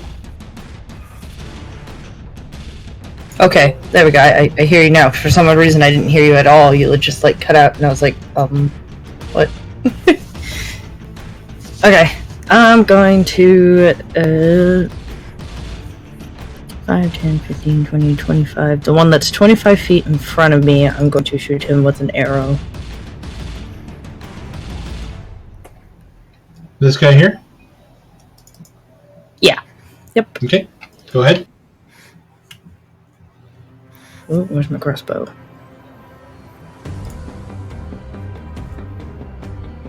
What the heck? There it is. Not bad. 18 definitely hits. Oh. Come on. There we go, for 4. Okay.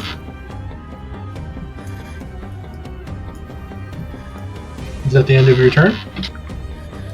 And then go back over here, and yep.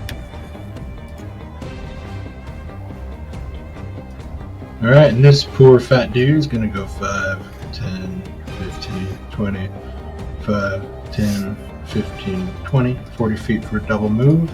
Top of round 2, the zombie is going to attack Valyria. Misses.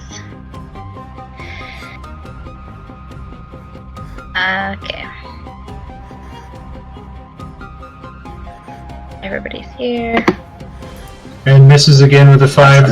The fire damage is too much, as like pieces of ligament that should be still holding bones together are just sort of starting to burn and melt off. Valyria, it is. Okay. I'm dead.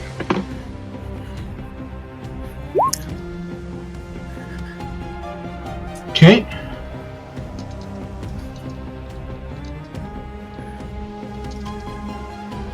So it's 30 feet, right? Yeah. Okay, so 1, 2, 3, 4, so 5 of these dudes. So let's start with the angered one. Here comes his wisdom save.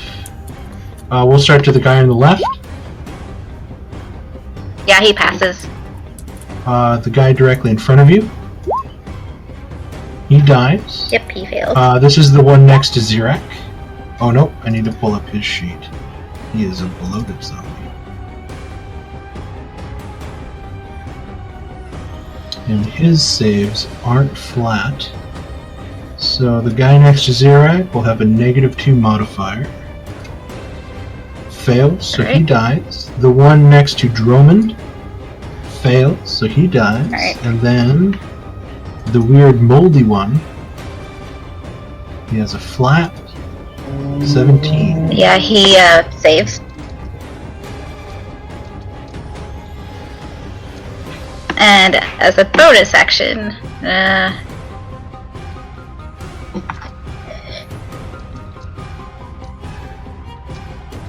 have These three automatically you watch as they sort of turn to dust and just kind of almost turn into what looks like statues of white salt before the rain just hits them and they begin to dissolve from the head down, sinking back in. okay. I'm gonna move my spiritual weapon to the no, actually 10. Right here in front of this one and attack that one. Okay, make your attack.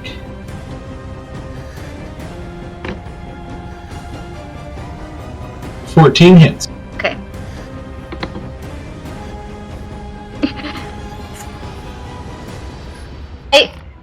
I felt comfortable with more people around me. Sorry. Okay. You basically Oh no, it's fine. I actually like the fact that you're like, hey, thanks guys, watch this. They're all dust. no autographs, no autographs, no autographs. That would be an epic picture, her destroying all those zombies with you guys behind her. So the Pegasus then jumps over to the other side, rears back, and then kicks its hind legs, and it kicks the zombie onto the glowing stone, and you watch as it sort of starts to burn and melt as the red-hot stone is cooking it and melting it. And as the body falls to the ground, the stone turns back to its normal gray hue. That counts as mine, Valyria. Is that the end of your turn? That still counts as one. She's gonna go brave and go 5, 10, 15 right in front of this zombie right here. Okay. Moonlight. 120 feet. Still Watch flying. it, girl. That one hits really hard. Fine, I can take it. This Better slow you bastard. than me. 5, 10, 15, 20. 5, 10, 15, 20. This zombie is dead. This zombie is dead. Lamor. Right, well, after that embarrassing display. Alright, I'm going Don't to... worry, only all of us saw it. You saw nothing! It's a figment of your imagination. Ow, my back. I'm going to push myself up on my feet. Okay, half your movement to stand up. And let's see. Oh wow, he is a lot. He is hoping for. The closer he gets, you can actually see the dark, fungusy buboes. They're actually pulsating with what looks like breath. Each one, like his skin, looks like a bellows pump for a forge. And each one of these small black dots on his body is pulsating and pumping. Yes. I am. Why is this on? Okay. I guess then, with no other option, remembering fire, but I don't have fire, unfortunately. Oh, but I am going to, after I get up, start focusing a spell again, and this time I'm going to try Chaos Bolt on the mold zombie. Okay, perfect. Go ahead and cast Chaos Bolt.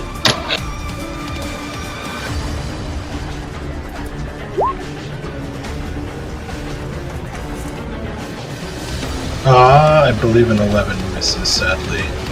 11 does miss as the bolt just goes wide, but now I need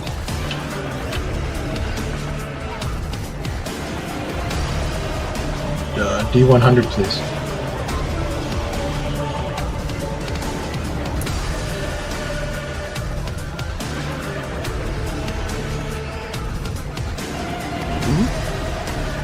Can you roll a D100 / roll D100 for me?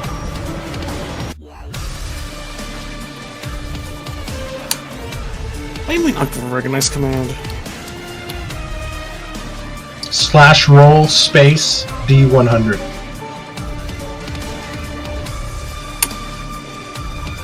Holy food.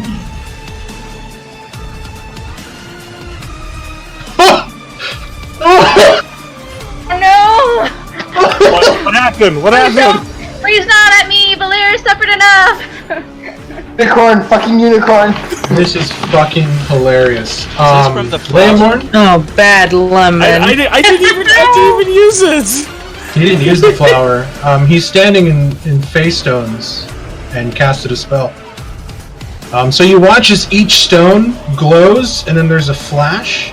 All your clothes turn to thin white smoke, and you are standing stark naked. Oh my god, this is awesome. Oh my god! And it's everybody within 30 feet. So, Oh my god! oh, this is really I always bad. did not expect to see so much of you all in one go, Lemon! Holy crap! My eyes! Everything but your leather armor. Well, actually, everything. Your Thalion, Elise, Leomorn, and Dromond. You guys are standing there with thin white smoke, and there is nothing covering your bodies. Not even. Oh god, I'm having flashbacks of Naruto sexy jutsu, but not so sexy. Alright, wait a minute. Who said that this face was gonna have orgies? Because now everybody's naked here. Damn it, Chris! I called it! That could have been one of the funnier rolls I've ever seen on this fucking thing. And this is the most unexpected thing ever, because this was luck of the draw. You guys are looking for the first time, and you see Dromond's bright red skin, horns, and tail. Oh my god! Holy shit, that was crazy. That's a crazy old magic surge. I think Elise is probably just gonna try to over like she'll even know. Leomorn, you have a bonus action and you have movement. All their clothes appear in the cart just by randomly. No, it just turns to smoke. So you see what seems to be a thin veil of smoke. It just leaves nothing. You're like wearing white silk, and you can see everything beyond. We don't have time to unpack this right now. So wait, did we just see what Oh drove? no! Yes. Never mind, it's 30 feet. 30 feet, 30 feet. Leomorn, you're now looking at a ghost clothing naked zombie. The spell...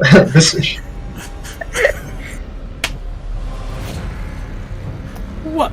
I just don't want to do it because of Valyria. It says... Do it! It's 50 feet of the caster. It'd be every... 50 feet! That's 50 feet! I'm gonna make it 30. 30 feet. Thank you. We're all 30 naked. feet. That's fine. Oh god. DM ruling. I don't think Valyria would ever be able to live that down. Ever. Like, I can just picture all of our characters like, what the fuck? What? And I'm back at the curtain. I wonder if anything exciting is going on. Leomorn, I need, you have a bonus action and movement left if you so wish to. Mark, you can only do it if Garshadow also temporarily loses his fur, and he's just like a naked cat. Like a Siamese cat over there, growling. No, not even. It'd be more like those Egyptian cats. 30 feet. Oh, the naked Egyptian cat. I'll take a picture of it so you guys know what it really says, so that way you guys have it. But yeah, 30 feet. Okay. Alright, Leomorn, what do you got? I can't see the tears. Did they lose all their AC? I am going to. I don't think we know that yet. Oh, okay. Because I cast level 1, I can, like, float. Okay. So I'm going to use the propulsion of that to move back my remaining movement about 15. You still have 15 feet of movement, and you get a free 15 from that. So you can get 30 feet away if you wait. Alright, so I'll use the propulsion of that to get me about 5, 10, 15, 20, 25, Okay. 30. About right here with my propulsion. Okay, perfect. And I'm That also will gonna work. try. I'm also gonna try not to stare at anyone here.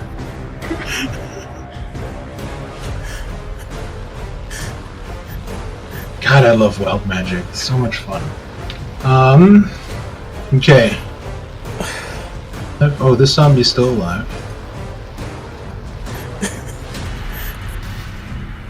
5, 10, 15, 20, 25. We're trying really Elise? hard not to, Chris, but thank you for putting that in there. Mark, because he came within 10 feet of me, I'm going to use my reaction to strike him. Okay, go for it. And he's just going to make his 2 attacks. Missing with an 8. And missing with a 9. I can't hit you guys to save my life. And he takes 12. Or Okay. 14, I'm sorry. I keep forgetting my Okay. undead. 14. That did a lot of damage to him. Droman, it is your turn. I'd like to step out of the circle before I cast Disguise Self so I can change what I'm wearing. Okay. I think I wasted everything on that one hit, Ken. That one crit from an opportunity attack, yeah. And then everything else hasn't been over a 10. I've noticed that. Okay, so disguise self, and at least you're covered and not naked anymore. I swear we didn't see anything, Droman. What happened? Uncovered. I'm still uncovered. Is that the end of your turn? Yeah, I'm gonna stand there and be mortified. I thought you were gonna stand there with your arms open, like bask in my glory. Yeah, the only person that wouldn't have been naked was Zurek in that 50-foot range. I would have Okay, been that'll fine be- with that. That's the end of my turn. Okay, sounds good. Is this zombie dead? Oh, he's still alive. He's gonna take some attacks and probably miss. 10. 16? Does a 16 hit Garsh? Yeah, 16 does. Just because I'm a dick, I'm just gonna do damage. 5 points of slashing. on Gar Shadow, and at least my zombies did something. No! Oh, you asshole. Fuck. Sorry, I gotta load back in accidentally. Fat fingered the mouse, and then I clicked on a tab. If I remember, Ken, I think you actually would have been here. I think everybody would have got hit. Yeah, everyone would have been stark nude. If it was even with the 50 feet, Ken wouldn't have been naked, or Xerac wouldn't have been naked because he's wearing magical clothing. Oh, okay. Okay. As his robe is a magical item, and everybody else is wearing regular. Hey, leathers. I had the bug cloak, so I wouldn't. Yeah, I was gonna say I have the magic cloak on was too. just proud. It was proud naked Drummond with just his bug cloak. That's awesome. And Elise just has that red cloak, that magical cloak in her fucking self. Doug, you need to drop it. Is it wrong that, like, all of Futurama, I picture Drummond looking at all the guys go, I win! Okay, let me pull up my sheets again, goddamn. I was seriously on the floor dying. I just barely got up from the floor. You're gonna eat the flower now, right, Liam Warren? I'm gonna force feed it down your mouth first to test it! Okay, it is Gar Shadow's turn. Please kill this thing. 22 definitely hits. Oh, he needs to make a DC 16. I don't think he's gonna do. That was actually 13 damage. He gets that undead favorite enemy.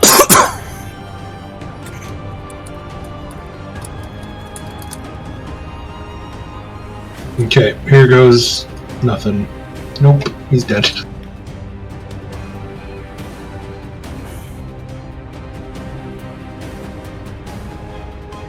Okay.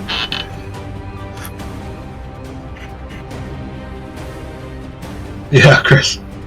That's Gar Shadow's turn. He just moves up to zombie release. Okay. And then Thalia is going to spin and attack that same zombie. And then Gar Shadow will use his reaction as he swings and attack it. Okay.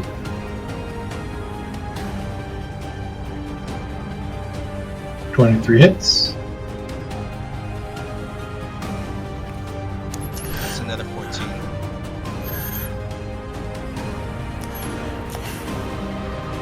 Wow. I can see what Reddit was talking about, how this this version of the Beast Hunter gets overpowered in the later area. 17. You miss with the 10. And the bite misses, so it has 1 hit point.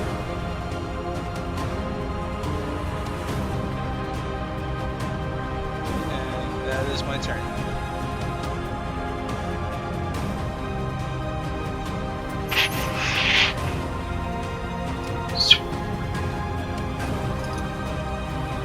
I need Xerac and Valeri to give me Constitution saving throws as you watch as the skin goes taut, almost as if it's sucking itself in, as it spews out this black cloud of spores at both you and Then Xerac. plus 1, so 11. Okay, so both of you fail. Oh no. Does this roll damage? It doesn't. I'll have to roll it.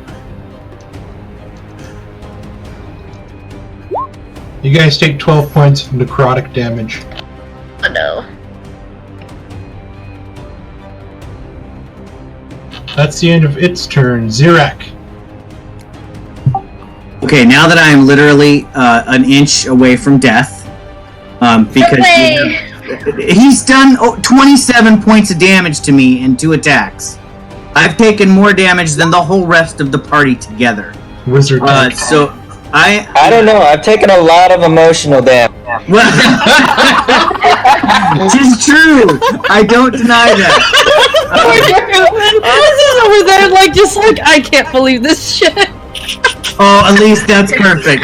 What happened in the circle stays. You know what happens in the circle stays in the circle. We don't tell the professor anything. Nothing happened. We don't know what you're talking about. Lemon kick. Well, I'm pretty pissed that guy did that to me, so I'm gonna pull a small diamond out of my pouch, forming a ball of fire in my hand, and hurl it at that zombie right in front of Valeria. Okay. I wish you guys would run into the circle and do this stuff. Yes, please. It's Someone just else a bit do of it. nudity. Oh yeah. Take that, Mark! Ooh yeah. I think that's gonna destroy this guy. Actually, no, it's not. I'm gonna save this recording, I swear. So it's 24 plus 14, so that's 38 points of damage, of fire damage. A lot of damage to these zombies in particular. Why isn't this guy moving? Ooh, I don't have one of them in initiative.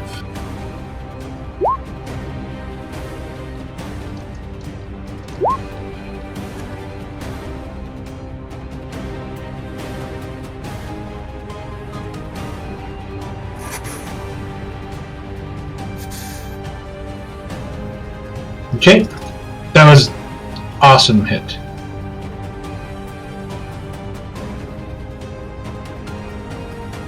and he's gone. Now we play range. Okay, this guy's dead. Elise.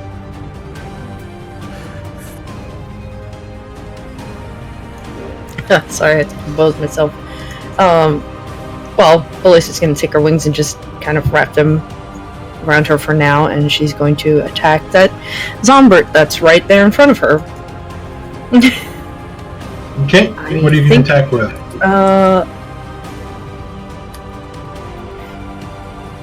You know what? For spell's sake, I'm just going to Vicious Mockery him. Okay.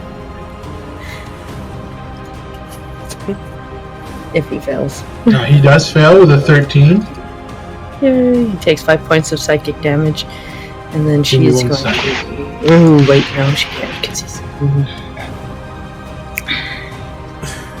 She's going to stay there for... He has to make a con save, 10 or higher. He does, so he is still... But he has disadvantage on his next attack if he even gets to take it. Mm-hmm. Okay, you're going to stay there? Yep. Alright, Tubbo here is going to go 5, 10, 15, 25. Double moving. Top of round 3. This guy dead? He's dead. Valeria. She's going to Ace on it first. So let's do that first. Woof. And then 5, 10, 15. I go here. 5, 10, 15, 20. It can only go 20 feet, right? 5, 10. Because you're here, you can go 5, 10, 15, and you're right up on him. Okay, yeah, then I'll do it right there. I love Pegasus. Spiritual weapon. Why not close up? Oh yeah. Jesus, spiritual weapon can't roll under 20. That definitely hits. 6. And she's staying where she is right now. She's not moving. Moonlight, 120 feet.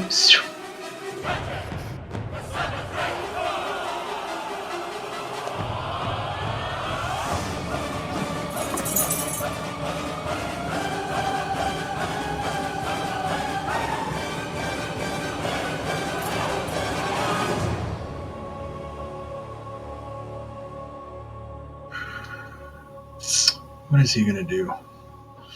Do you really reel that, Valeria? Yes. Travis, that's it.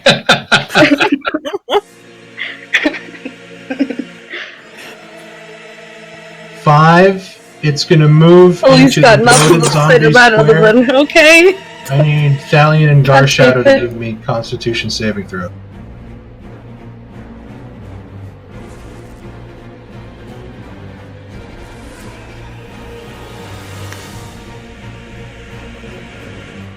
It's not too bad. Give me one for Garshadow.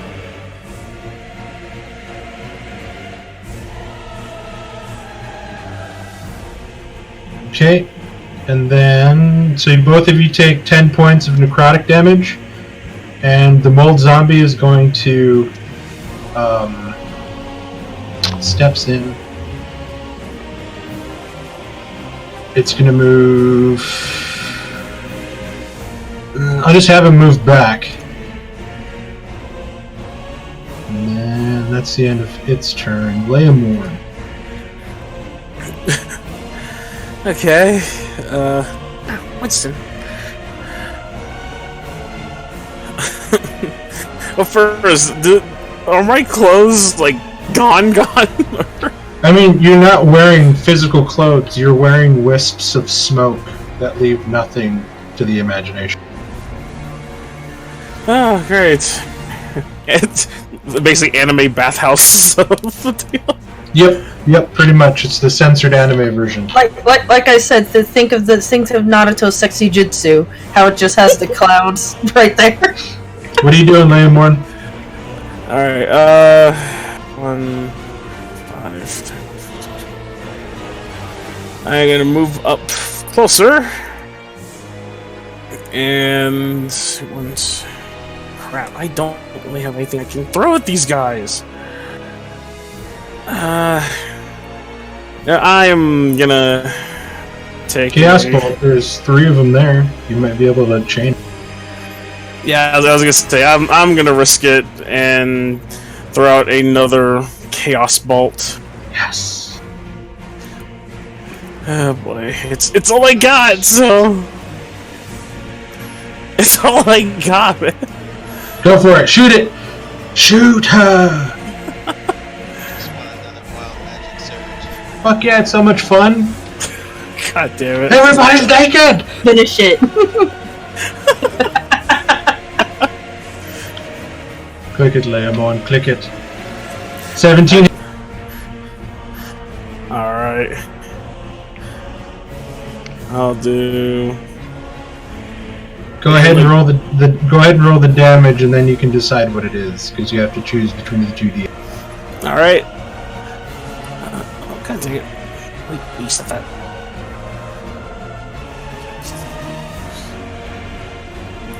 At 11, and remembering back, I am going to turn it from. So you can choose either between force or poison. I think I am going to turn this ball of raw magic into force. Okay. Sadly, it does not chain, but you shot it at this dude or this dude. I'm gonna hit the nearest one to Garshadow, the green one. The green one. Okay. I'll take 11 points of. I need you to roll a D100. Oh god. This is gonna be fantastic.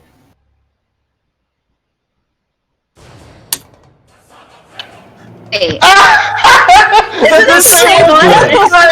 It's okay. Want to know why? Because I have 2 sheets. Oh no! Let me check 43 on this one.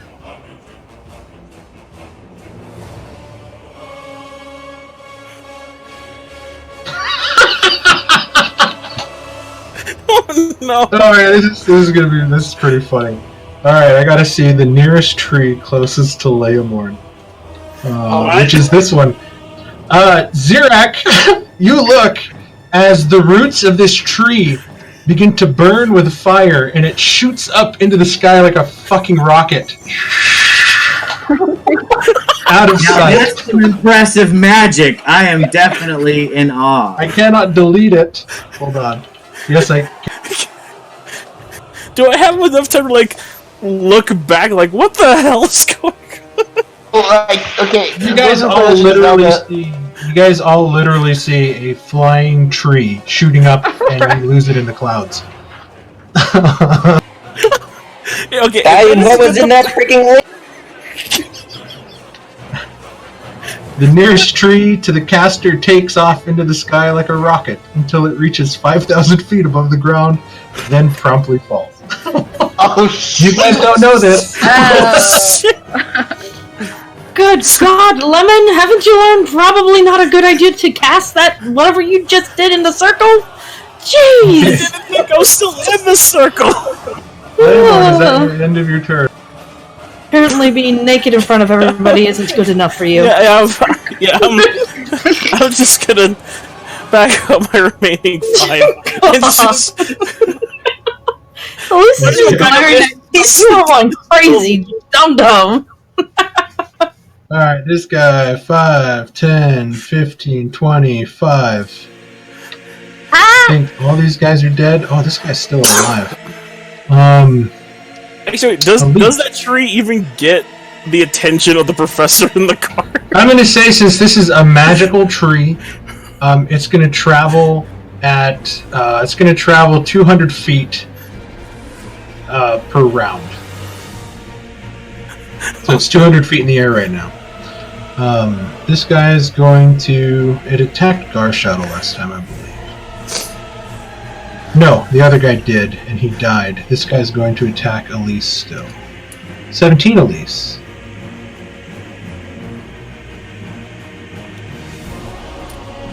I assume 17 hits. It's going to not do damage to you. It is going to grapple you, and your speed is now 0. So I'm going to put a net on you, and then it's going to make a bite attack. Ooh, a 22. Elise, I need a Constitution saving throw. Sorry, I realized you couldn't hear me. Yes, it does hit, and yes, I should do You take 6 points of piercing damage. It's a bite attack, so I'm not going to say it takes down your AC. It just takes a chunk out of your shoulder and neck. Okay, and you are now being taken over with a form of rabies. You cannot make any actions to help out any of your allies. So you can't heal anybody but yourself, anything like that. You can't even use your Bardic Inspiration. That's the end of his turn. Drummond. Gonna attack this guy. Okay. Trying not to look at Valeria. I'm not looking at you. She's looking the other way.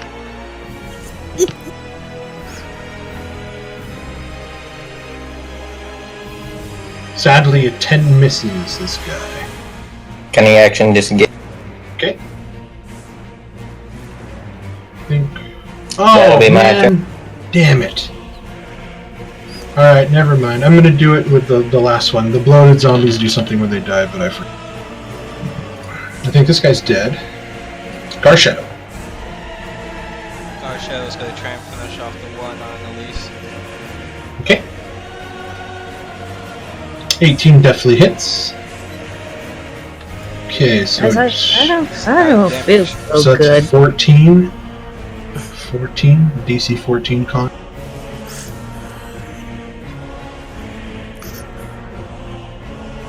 Ooh, it does. It's still at 1 hit point. This thing will not die. Took a bad picture on the internet and it just won't go away. At least the internet hasn't evolved in this world yet, otherwise our picture would probably be...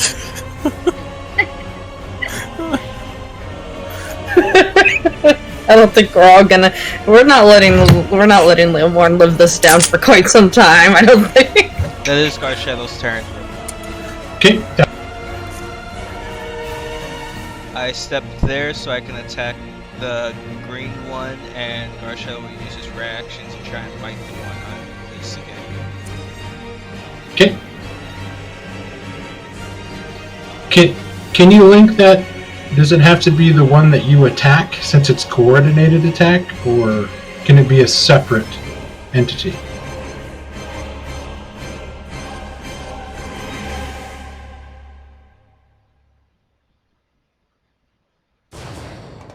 Yep. Okay, sounds good.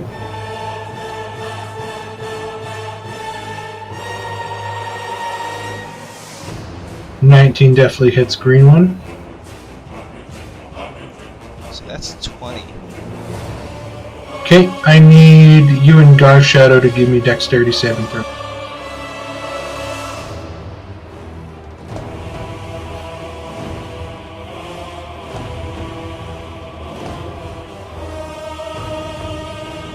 Okay, so you will take half, Gar Shadow will take full. You take 3, Gar Shadow takes 6. This is piercing damage as the body explodes, sending bone shrapnel at you guys. But this does not affect the other undead.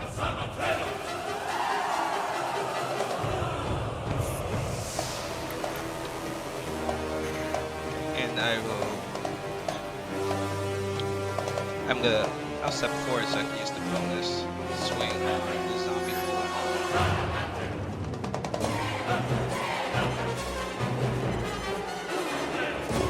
Okay.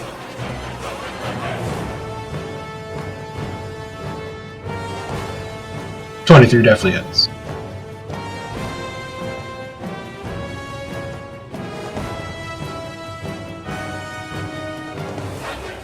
And that's Gar Shadow's bite on the one on the least.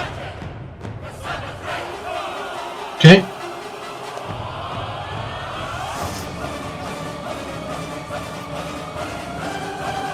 And it finally dies.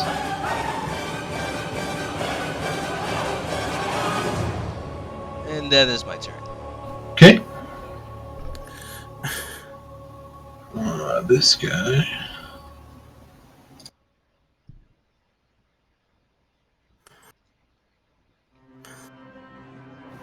That the same one?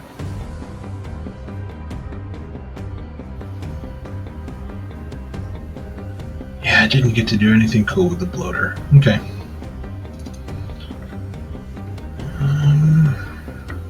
This one used its breath, so I need to see if it recharges. It does not recharge.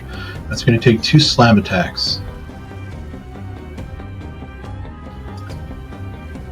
18, Valeria. I believe that just misses. Or that just hit.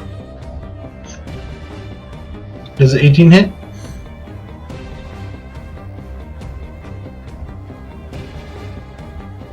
Take 18 points of damage, No. bludgeoning and necrotic. Oh no, And guys, it's I'm not not so feeling much- too good. It's not so much the damage that's getting you, it's the burning effect from the spores that are spreading with every hit as the sort of black puffballs on its skin are puffing up and it's just seeping into your cuts. 19? Oh no! You take 17 points. I'm out.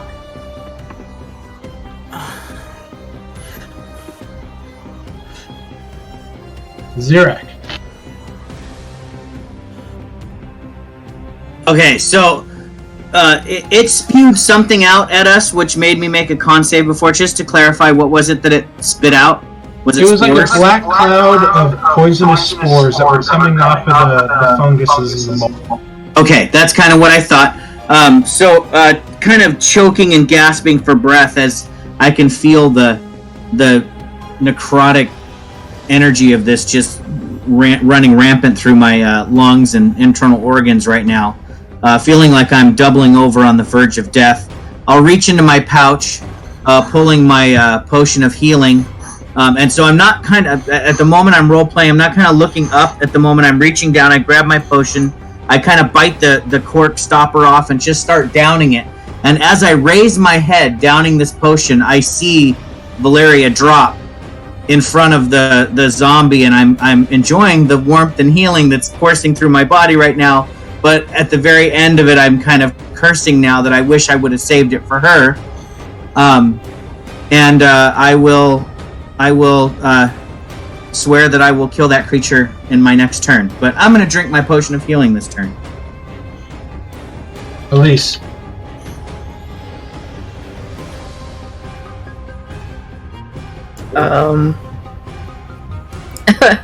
She's not feeling too hot right now, but with let's see, I don't know how fast the rabies spreads. So I can't really.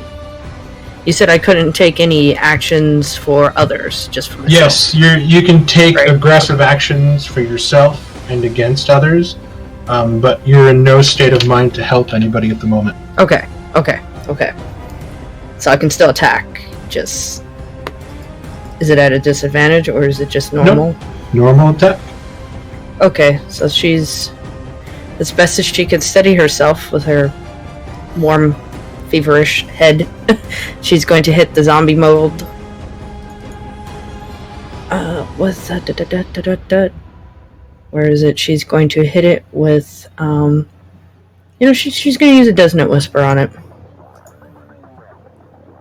First level. Oh wait, I think it has to. If it fails.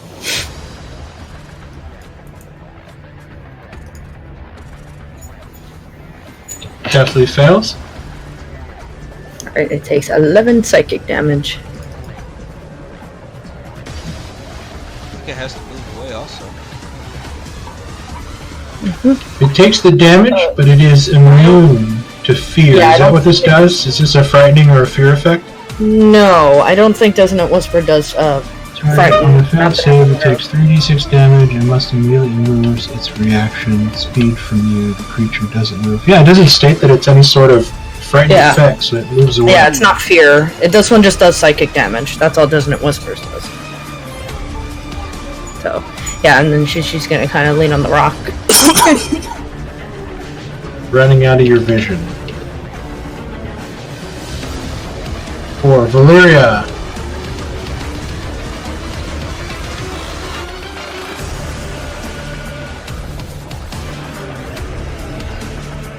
Okay, it's one success.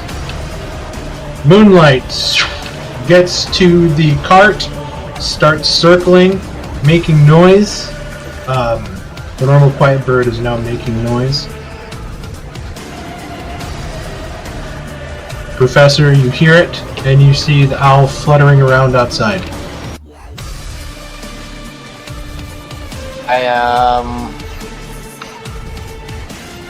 I get out. What is it, boy? Timmy fall down the well? Give me a initiative roll.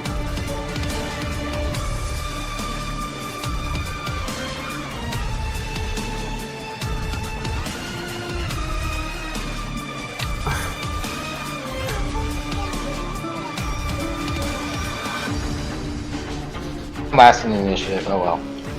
That's perfect. That means you get to go this round.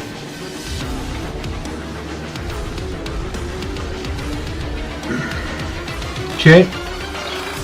Alright, so this says...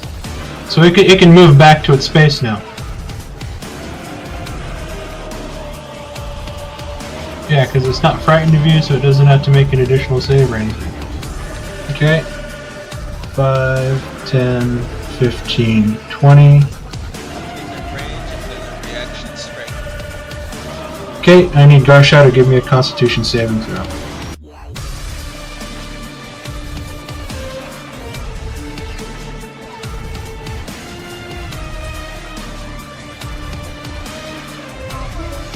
Tower Shadow takes 10 points of necrotic damage.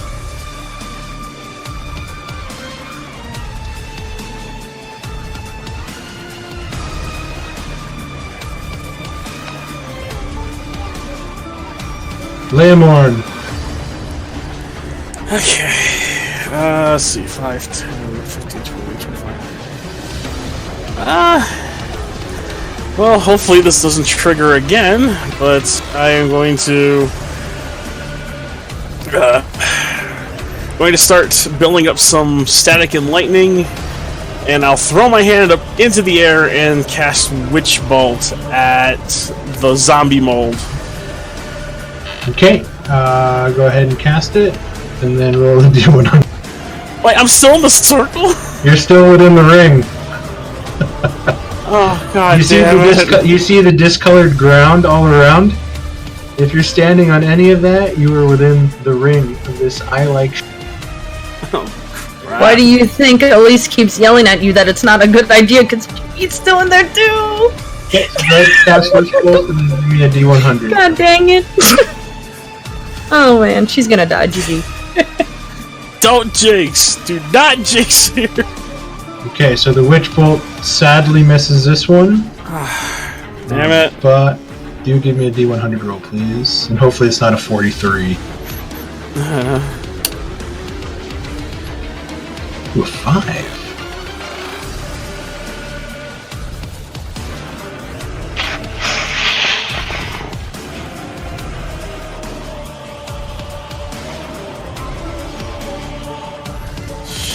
Oh, okay, this one's kind of cool. It's actually, yeah, that's really cool. Roll 4d20, please. 4d20? Yes.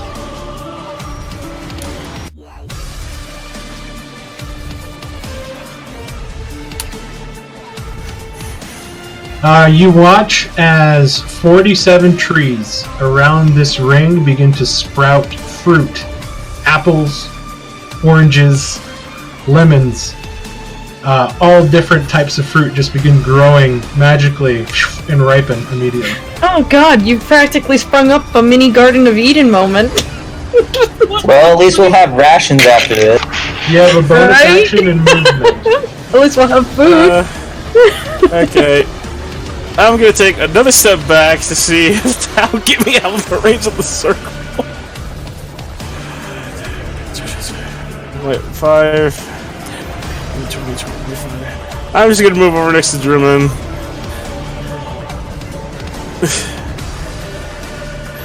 And that's probably all I'm gonna be able to do.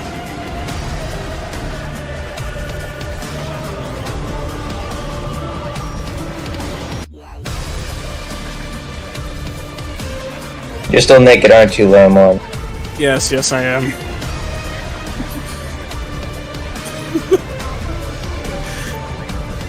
Huh, I didn't think you would look like that. Forcing oneself to avert the eyes upward and not down. Oh boy. Okay. I'm afraid this is going to look very harsh on your performance review. Forget about the performance review. It's not gonna matter if we don't live through this. This is really bad, actually. Oh, German won't forget though, ever. Okay, so this one is going to move up. And it is going to go prone. And as Valyria is sort of throwing up her hands to keep away its mouth, it's going to start biting at her. I scream in agony.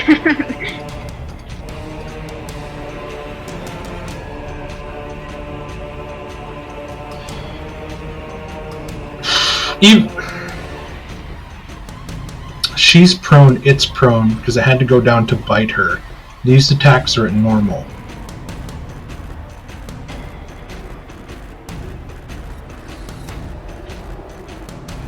Yes, because the prone creature has disadvantage on attacks. Okay, here we go. Here comes the first, Oh, that's the wrong zombie. Here comes the first attack. Oh, that misses. 14? Oh, okay. So it's that moment where you have the one hand trying to keep its jaw, and it's just like moving closer and closer. Oh, fuck me. Oh no, I'm probably dead now. So you take, you lose 2. Yeah. You lose 2 death saves as it does the monster movie take a bite out of your neck and rip a chunk out. Only doing 11 points of damage, but Okay. it's all good. Okay, so you have 2 failed death saves and 1 success. Thinks this zombie's finally dead. Drummond. I'm going to move there, give Valyria a healing potion. Okay. Drop prone. Pop. Use your action. What's a regular healing potion again?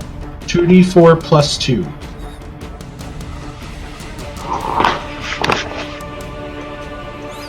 Okay, Valeria, you feel rejuvenated. We're even for barrel shot.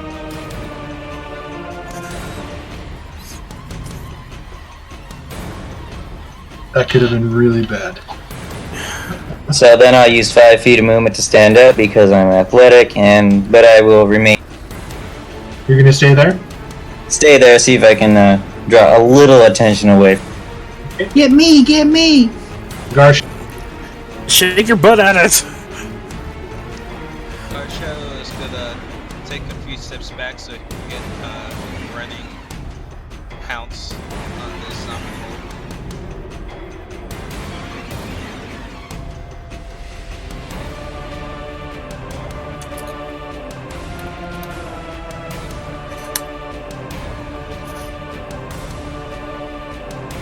how much is his movement? 50 feet, and he missed with the pounce. So. Okay. Just keep in mind you're standing on a body, so it's difficult terrain if you stay in that particular square.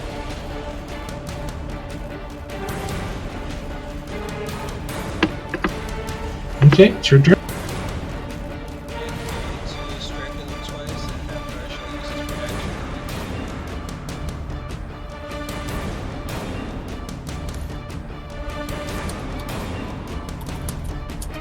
Okay, that hits.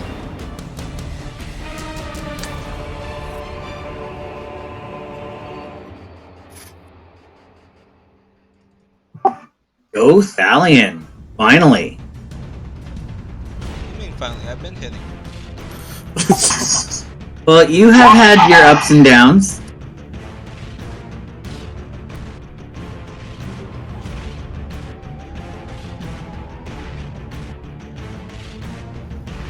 Okay. This zombie is going to attack Drummond.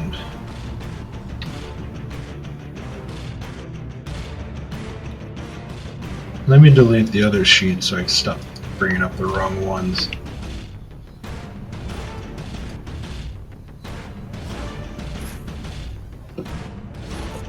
Does not recharge. First attack against you, Drummond. It's a 7. Second attack is a 9. Both are gonna miss. 0. Alright, so since just a few seconds ago I was cursing the fact that I didn't see potion for Valeria, but now that I see Droman kneel down and pour the potion into Valeria's mouth, and she stirs and starts to roll around on the ground a little bit, I guess. I'm going to hold my hand up and say some words of magic and lift her 20 feet into the air. Okay, then a levitator.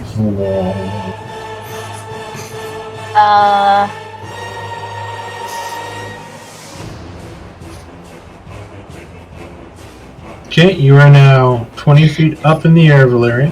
Now, this does make the assumption that she is a willing target. If she's not a willing target, she needs to give me a Constitution saving throw. She'll allow it. And since it is forced movement, it doesn't provoke from the zombies. Yep. So she is now prone in the air, laying down, looking down 20 feet at the zombies that can't reach her anymore. And I am going to go ahead and hold my concentration and just kind of hold her up there in the air for a moment with the firebolt lighting in my other hand. Elise, it is your turn.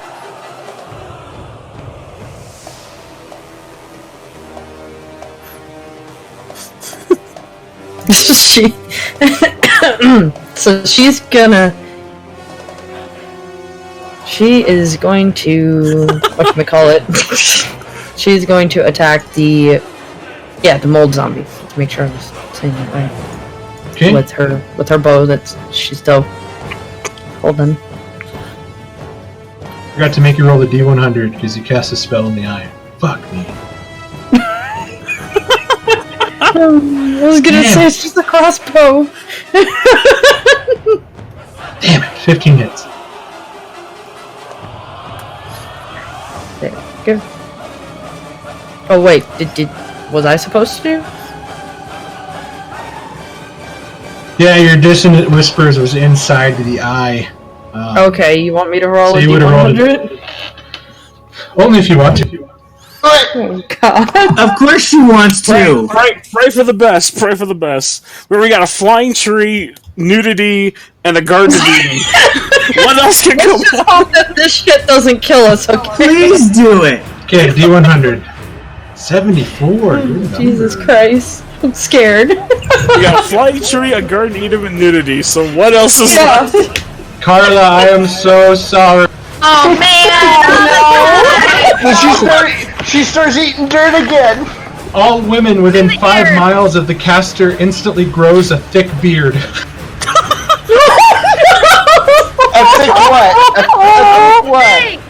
She's gonna look like a large dwarf. Thick what? You cut out the Elise that and now. Valeria are now rocking pretty awesome beards. She's rocking a nice, thick, full black beard that makes even men jealous. At least nobody's dying. It specifically says all women within 5 miles of the caster instantly grow thick. Oh, Mark, there has to be a small village nearby where we suddenly come upon all the women have grown beards. Where all the women, suddenly you just see them turn around and poof, beards. The entire village has converted, and they now worship the god Torm, known for his prodigious strength and thick, lush. Son of a bitch, that's awesome. Well, at least dwarven women will feel just right at home now around these neighborhoods. I specifically have wild magic tables that are strictly for fun, so nothing bad really happens. So,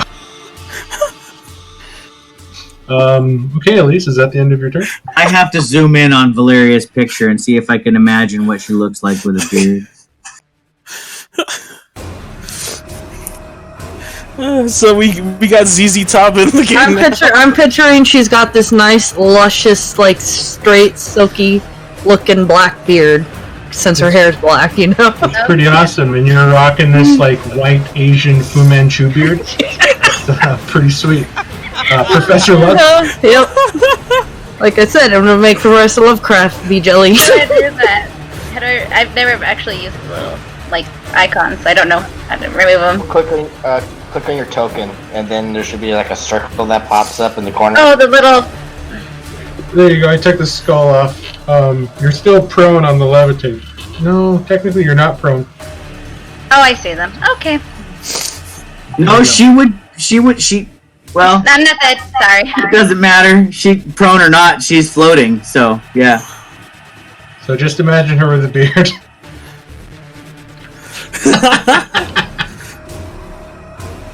That was great. Lovecraft, I assume you're 60 feet, breakneck pace, following the owl. I'm double moving. Okay. Top of round 5, bearded Valeria, it is your... Alright. I'm,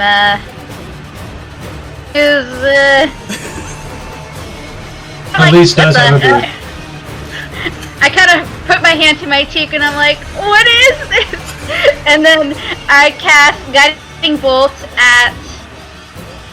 Here. Yeah, the zombie, that's prone. Oh wait, if it's prone, does that mean I get advantage? If you want to attack the one that's attacking Dromond, if you attack the one that's prone, you have disadvantage on the...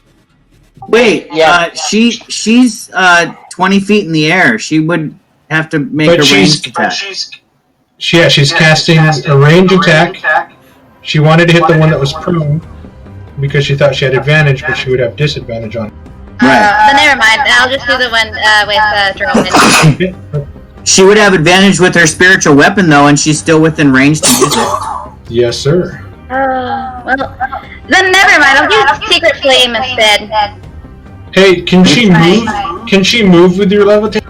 She can only move if she has something to push off of. Which she is suspended in air with away from trees. I want to push her into the...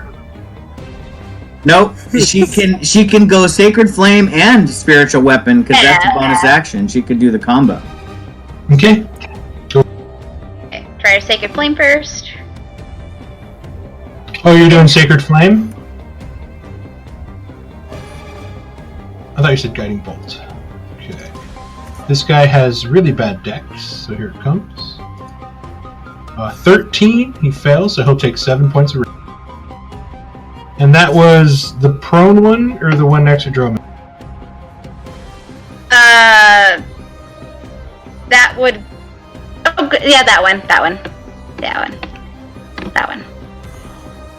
Okay, and then you have your bonus action. And I'll use my spiritual weapon at the one that's prone. Okay, this attack has advantage.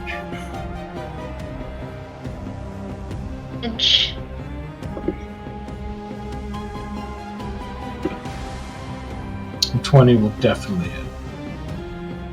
Alright. If I had a minor illusion spell, I would put angel wings up on Valeria, but I don't have that spell. I'm Okay, an since you angel with can't a beard. An angel with a Moonlight. bearded angel. Moonlight moves 120 feet back into the woods. Yeah, Moonlight will stay out of danger. Moonlight was just traveling with the professor until he got him there. Does not recharge. He's going to make 2 slam attacks at Garshadow. 20.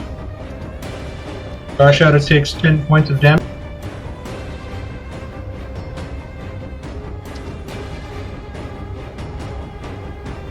Oh shit, is he still up? Yes. Okay. Second slam attack, 23. For 14, which seems to be the magic number tonight for some reason. That is the moldy zombie's turn. End of his turn. Laymore. Crap. There's gotta be something I can do here. I'm going to move off to the side over here To your get a left? better- To your left? To the right. To your left? Get hurt. Fine. I know what Okay. you're trying to do. Okay, so you move there, you get to better view. And I am going to shit. I am going to cast Ray of Frost on the zombie closest to Drummond. Okay. If I can find the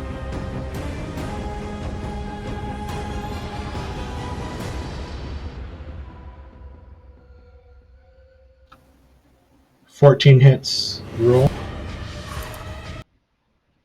Dang it, it's cold damage. Okay.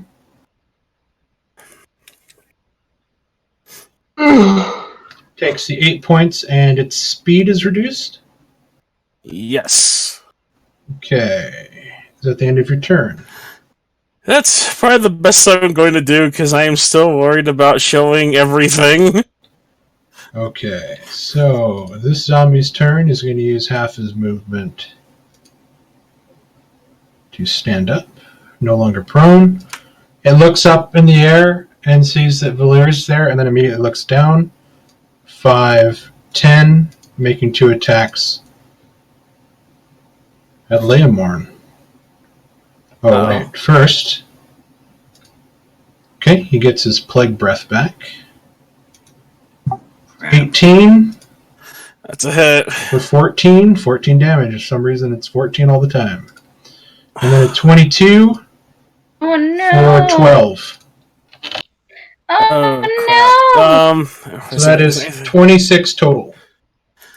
Yeah, that's my whole health right there. Okay, so you crumple to the ground amidst the zombie bodies around you, and you begin to try to move away from this thing as you're holding on to the places where he broke some ribs, bruised up your chest pretty good with the punch attacks that he made, and you can watch him now as he's starting to lurch over, and he's going to try to get on top of you and eat you.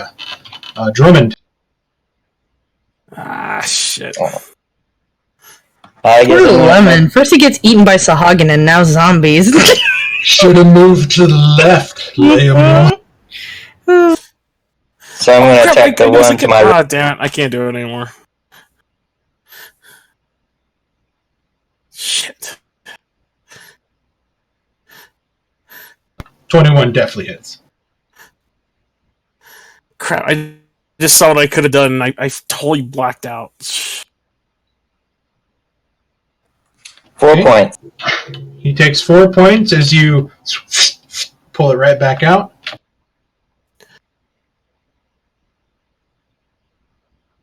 And I think I'm going to stay here and pretend like I'm a tank.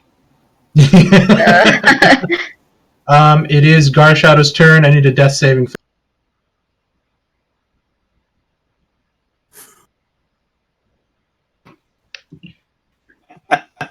Just realized I didn't have the button for it. So just roll a d20.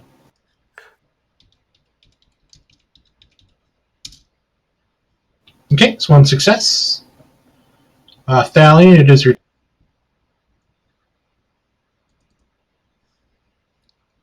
Thalion is going to bend down and revive Garshadow.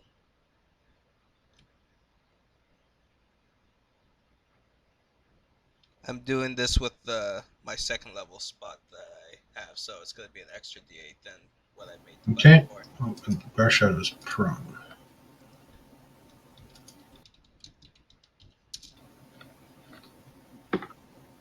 That was the second d8 for it. Okay, so Garshadow gets back 11 points of healing.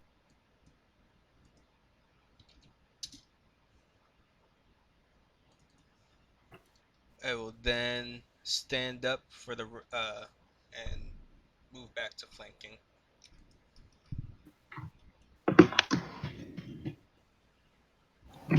Okay. He gets his breath back. Drummond, I need a Constitution saving throw. Alright, just a second. As he's just having a hell of a time trying to hit you and just can't seem to do it. He is going to breathe in and belch his blackened mold spores at you. Constitution save, you said? Yes, sir. Ooh. Do you have evasion yet? No, not yet. Holy shit. Well, you take half of that. That was a pretty ridiculous roll for his 3d6s. So you take 8 points of necrotic. I'm going to use my reaction to Hellish Rebuke this one. Ooh, I think he's dead. Is your Hellish Rebuke fire? Okay, here comes. Rolls a 12. Oh, he just passed it. Holy shit. But he takes half of that, correct? So yes, correct. 8 points of fire. And Drummond, you have almost killed this thing. Zirak, you're watching as one zombie is getting... Oh, wait. Is that the end of... Oh, that was the end of your turn. That was a zombie turn. Okay. You're watching as one is getting ready to lurch over and try to feast on Leomorn. And you're watching as Drummond just burnt one to a crisp that is barely standing. Okay, following Droman's lead and realizing that fire does seem to hurt these baddies pretty well, I'm still palming that little diamond that I have in my hand, so it suddenly turns into a 4-inch diameter ball of fire, and I'll hurl it at this one right here.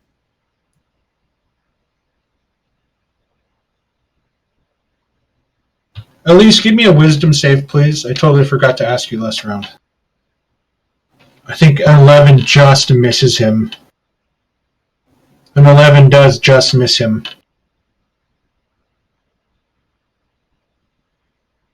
Okay, you shake off the effects of the rage. You can do whatever you want this round. Oh, yeah. Oh, Leomorn's down. Zarak, what was your chromatic orb? Was it fire? Yep, it was fire, and I used my last second level spell slot to miss with that 11. So Okay, so the fire flies past him, and then immediately begins to turn this one with the higher level spell into a white hot. The rain's hitting it, and it's starting to steam. Drummond, you can feel the heat coming off of the rock.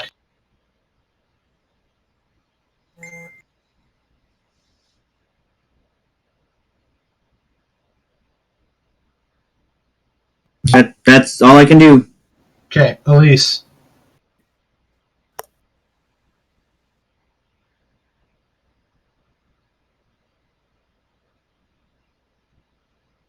Alright. So, I'm gonna attack zombie mold with my bow, and then bonus action, healing word more. I need you to give me a perception check, because currently you have no idea what's happening to Leomorn, because you two are behind two giant rocks. Okay, so actually I wouldn't do that because I can't see him. So, because I'm leaning on a rock too, so. Okay. I'm going to definitely attack zombie mold though with my bow. Okay.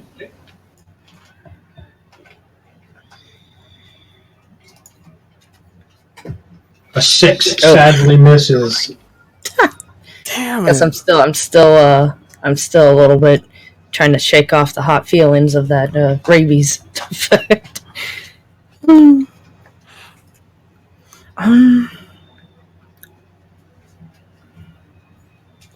Shoot.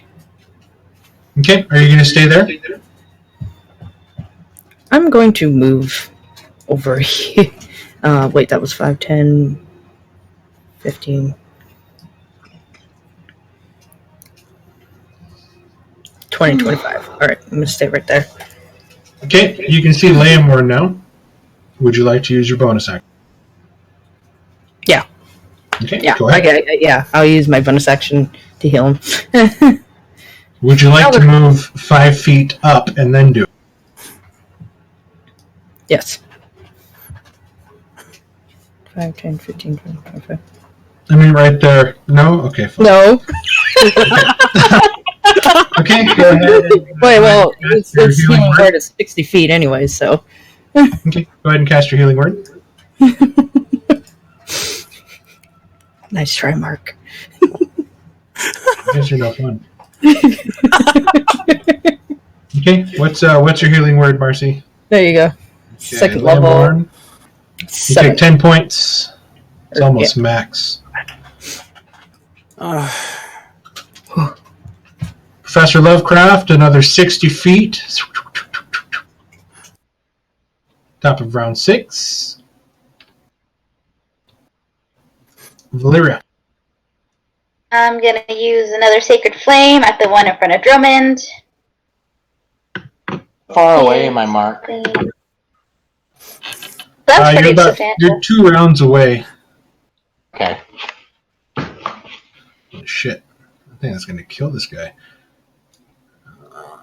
Dex save. Really bad dex. Oh my god, he manages to dodge that? So What? With his -1. Wow. okay. Jeez.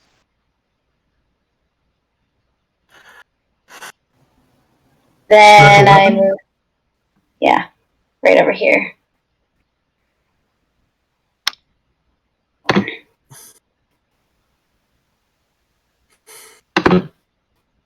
$21 definitely hits.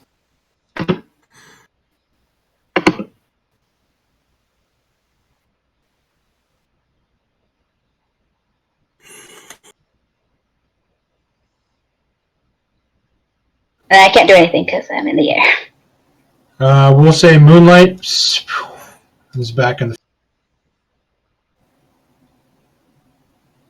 Wait, what? Where did you put Moonlight? If Moonlight is back in the fight, That was all of its movement to get back into the clearing. okay, yeah, leave him in initiative then. If it continues, he'll be using the help action. Okay.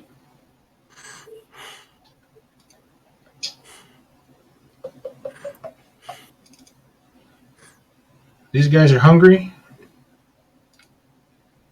Garshadow is prone. 19 for 10 necrotic. Well, necrotic.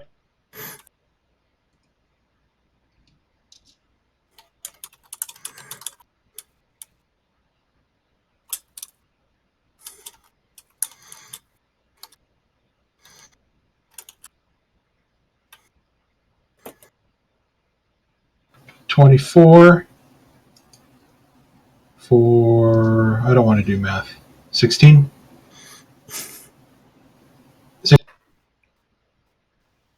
You cut out there.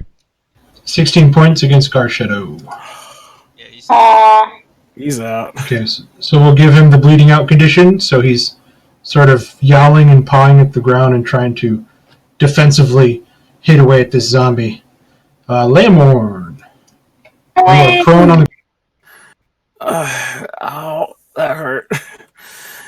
And now that I just remembered this, I am to be smart about it for once. So bonus action, I am going to use Misty Step. And I'm going to bam 5, 10, 15. I'm going to bam right over here. Yay! Okay, you're still prone on the ground. Then I'll push myself back on my feet. And shouldn't I? You're not able to cast. You're not able to cast a spell slot, so wild magic won't trigger. So you can only use cantrips unless your sorcery points allow you to cast a spell slot. Oh, But I don't know if you can even do that. I can't remember. Action Surge is the only thing that will allow you. So you have to be a multi-class fighter. Okay, yeah. So all you have left are your cantrips at this moment, since you cast Misty Step. all right. Then I will start surging the electricity, throwing my hand out in front, and cast Ray of Frost on this mold right here. Okay, I'm going to give him half cover behind that stone at that angle. All right. Okay. So his AC will go up to 15, and you hit it. Go ahead and roll damage. Okay, here comes his Constitution save. He needs 7. He needs 12. Okay, he has 1.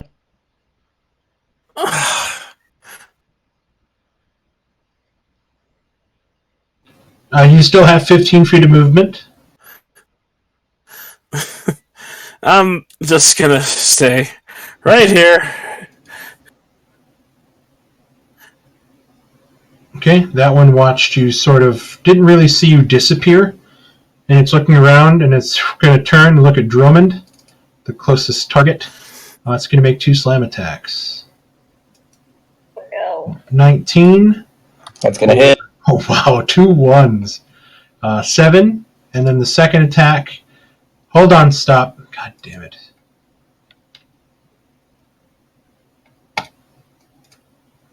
Okay, 19, 18.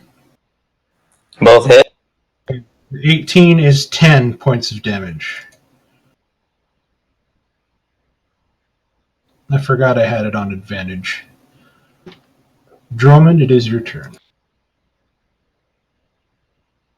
We'll go ahead and attack this guy who attacked.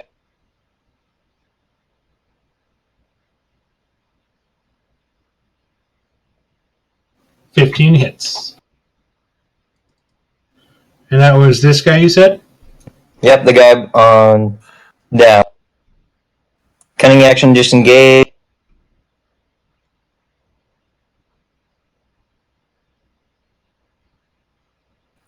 To there.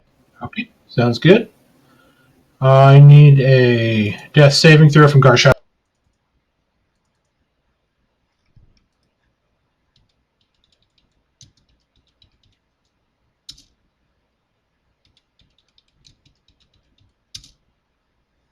Okay, that's 2 failed death saves from Garshadow. Valiant. Dahlia is going to heal him. Okay.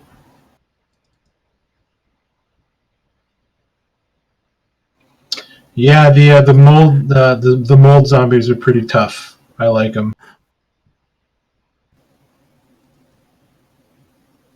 A 3rd level spell? No, I clicked it to 2. Because that's 3d8, so that's a 3rd level spell. We'll give him the 17 because max heals are pretty awesome. 2d plus 1. So yeah. So yeah, okay. So yeah, fucking 17. That's an awesome fucking heal. And we'll take the skull off. And I stand back up because I know I went down to do that. Okay. Where's this guy? He's up against my burning rock. Nobody has pushed him. Okay. All right. Time to be an asshole. 5, 10.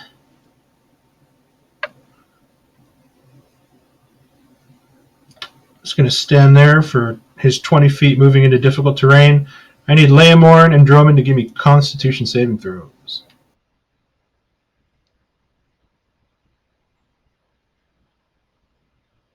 Shit. You guys take 6 points of necrotic damage. You're welcome for the ones. You're welcome.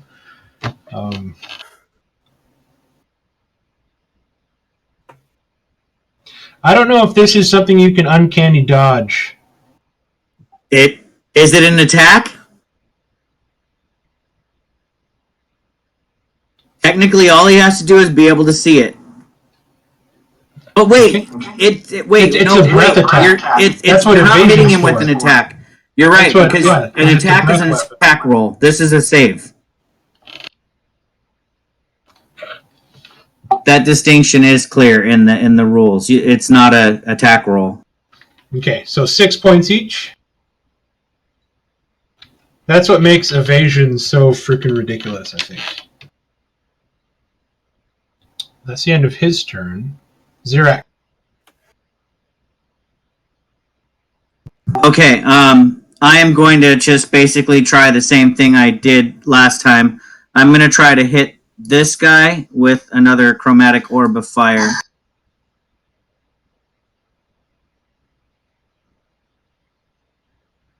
$19 definitely hits. This is not a 2nd level spell, though. I can only do it at 1st level now. So Did you say this guy? sorry, this one here. Okay. This dude's still bossing around with one hit. Ooh, 14. Yeah, 14 fire on him. And I will just maintain concentration on keeping Valeria floating 20 feet up in the air. Okay.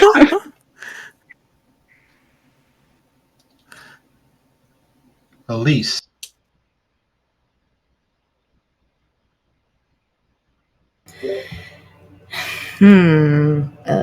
Frick.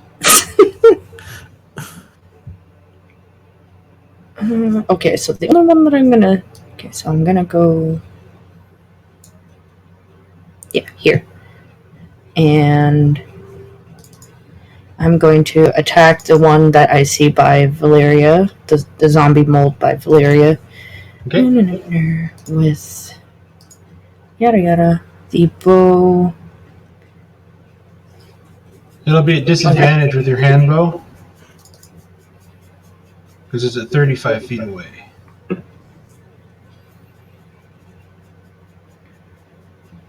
Okay. So if you attack from there, it's a disadvantage. If you move 5 feet more, it's right. Okay. Well, then I'll just say that I stayed in the same. 19, 20, 25, 30. Okay, he should be in range now. Oh, cool. Okay, so go ahead and roll your damage.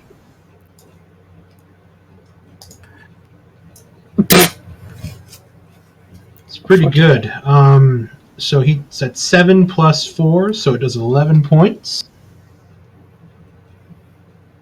Not too shabby for a hand crossbow, I say. And then, as another bonus action, since I can still see him, I'm going to toss a healing word at Drummond. Okay. Since I can't see Liam or anybody else. Oh no. There we go. Sorry.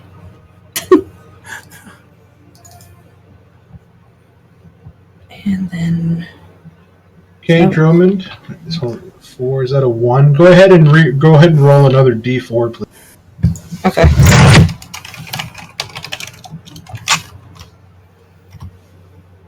Shit. Okay, so you gotta take the 1. Okay, so 4 points of healing to you, Drummond. Professor Lovecraft, 60 feet. You're almost into the clearing. You will arrive at the edge of the tree line in the next round. I see the trees, the 47 trees that are growing fruit. You do start to see fruit. You look up into the sky and you're like, why is that tree flying?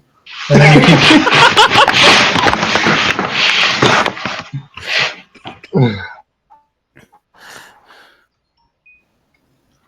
Round 7. Player's gonna send a sacred flame at the zombie closest to Liamorn and Drummond. Please hit! Ooh, I think he's dead.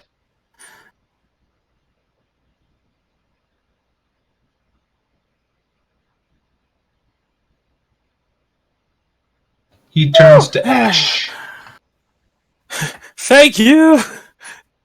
And then, as a bonus action, she's gonna cast Healing Word at, Elise just recently did it to Drummond. Word.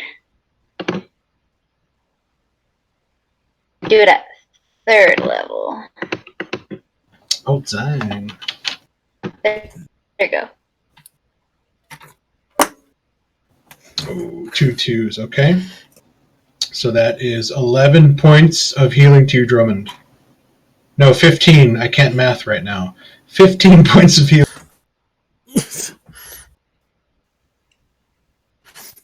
15. Did you add the Sacred Flame damage to the healing damage? Oh, it's 9. 9 points. I thought you said 3rd level.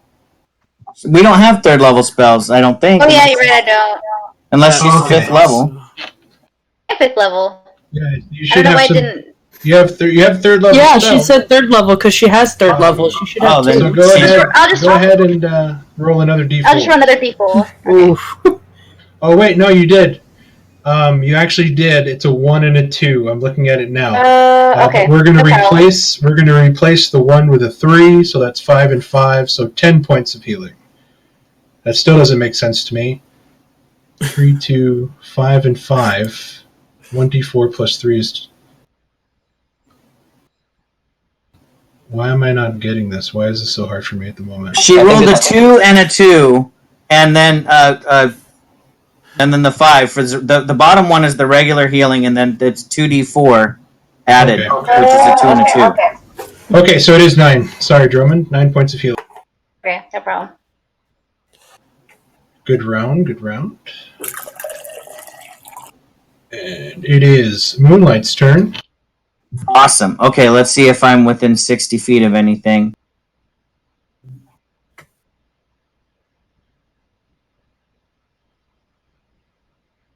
I am. Okay, so Moonlight is going to fly to this mold zombie over here.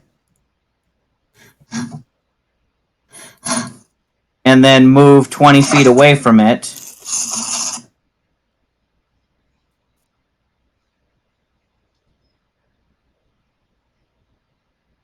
Ending up there and using the help action, so the next attack, melee attack against it would have advantage. Or actually, any attack would have advantage. And that will end. There's a moment of confusion from the zombie as Moonlight comes in and it goes up to try to swat at it. Moonlight just barrel rolls through, distracting it for the moment. Next attack on that zombie has advantage. But it is up, and it is going to really wants to eat the lion, who is still prone.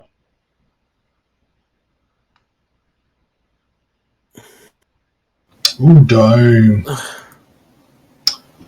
Okay, so that is 12 plus. So it's 12, 18, 21 plus.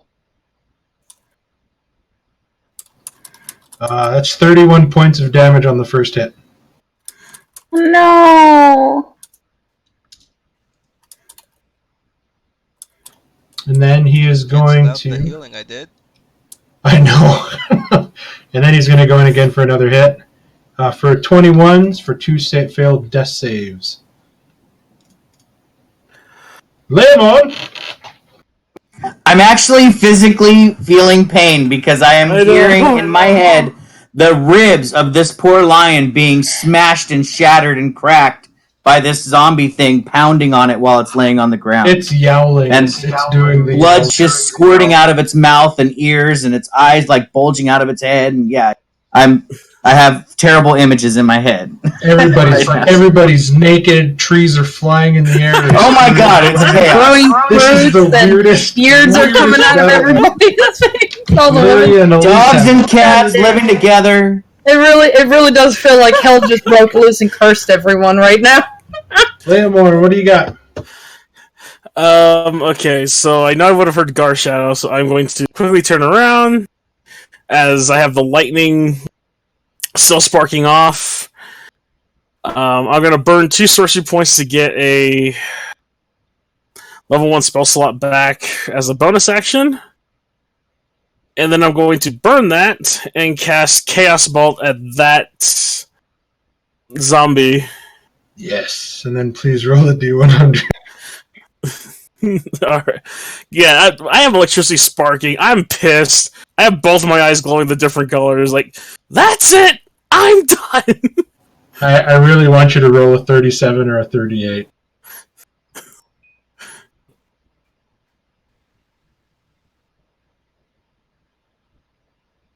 Okay, that... 21 definitely hits this guy. Oh, I mean a 41 and a 42. I need a 41 or a 42 from you. So you can choose between acid or force. I am going to make this thing acid. I want to burn this thing to a puddle. Okay, let me check something really quick. Okay, he is not immune to acid. Did a lot of damage, but he's barely standing. I need a D100 roll, please. Ooh, 97. Oh my fucking god! Oh, this is great. Hold on, let me find.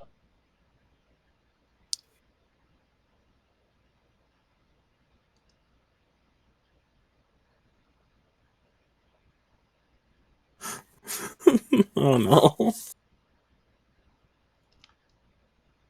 I need to find one that looks like you. Oh no. Is he now a chick? Oh no.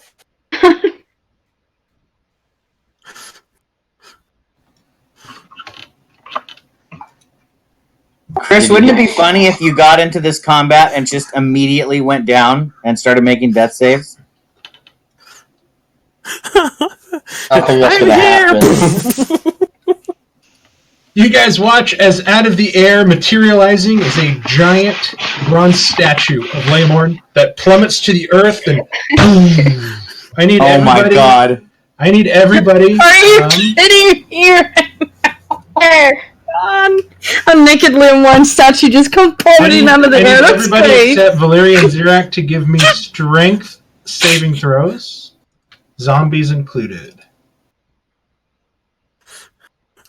Oh no. Ah, feck. My favorite kind of saving throws.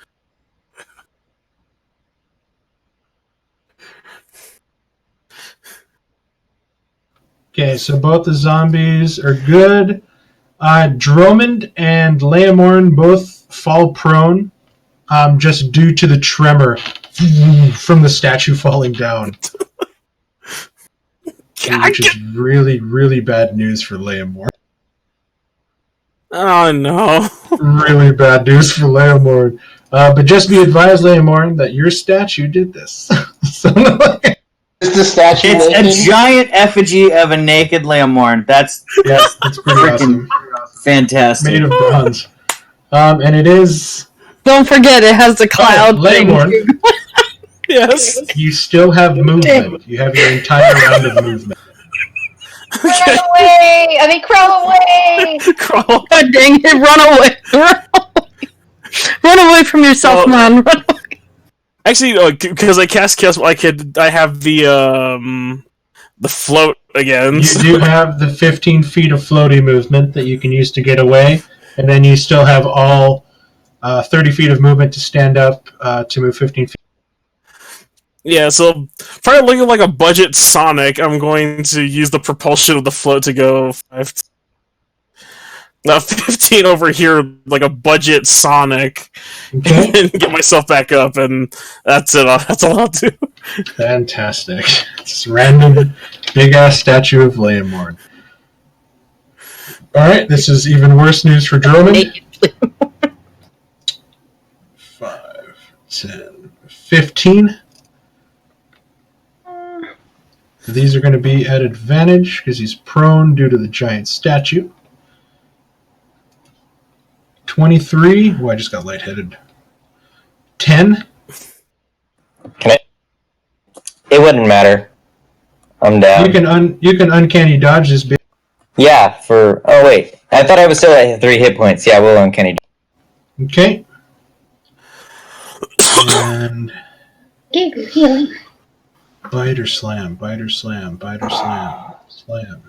23, and this one's for 15. And he's getting ready to plop on top of you. Okay, I'm down. Oh no! Ah, crap. Drummond, I need a death saving throw, please.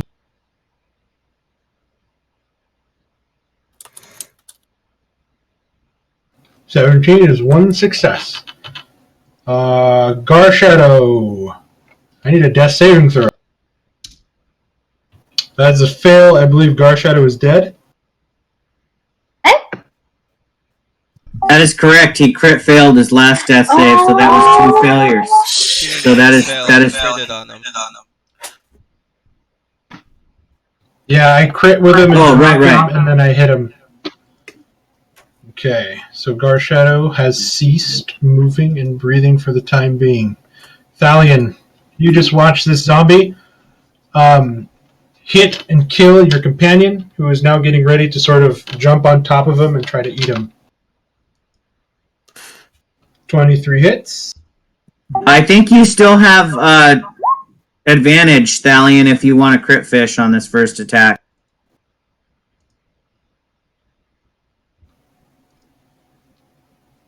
Okay, so this is 16. I don't think he's going to make this. Decapitation. Oh, at normal. Yep.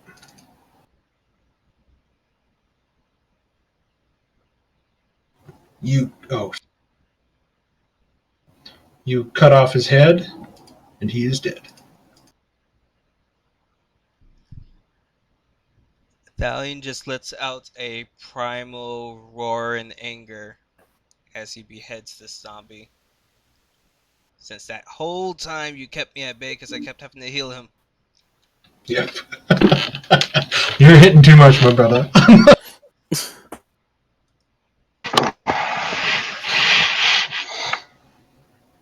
And then I'm going to bonus action as I move there, strike this one in the head.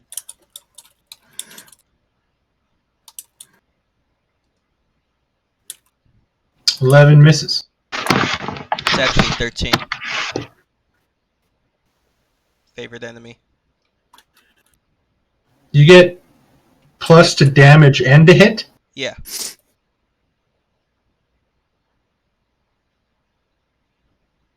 I gotta look this up. I thought it was just damage.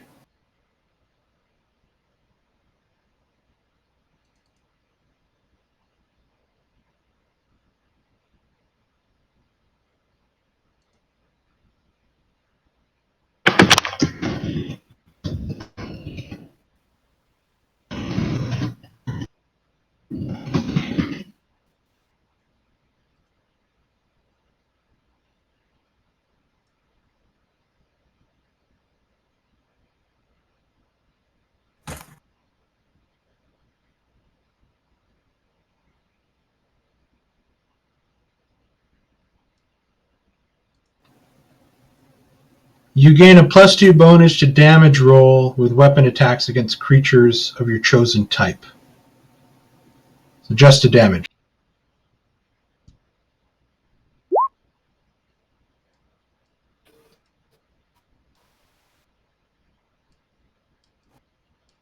So the 11 will miss.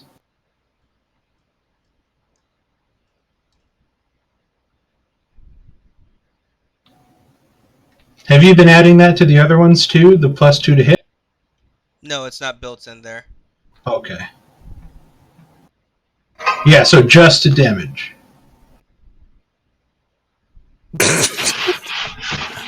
I'll put that there. Leomorn was here. This guy's dead. It might as well say that. Xerac. Everybody can see everything now of you. Poor Professor Lovecraft. Alright, moving around. He's gonna Since get I here saw- when everything dies.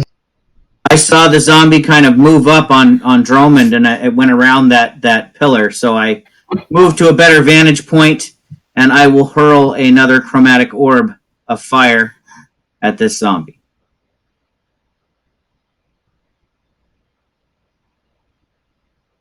$14 hits.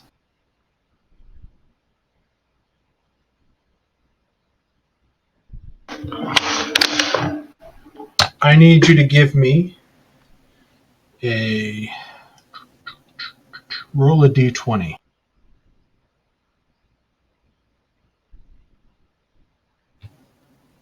Okay, doesn't happen.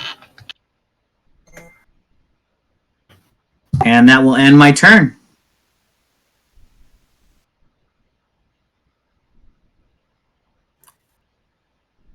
A 10 or higher would have chain reacted the fire with the stone, and you would have got to roll the damage again because you cast the same spell. Elite.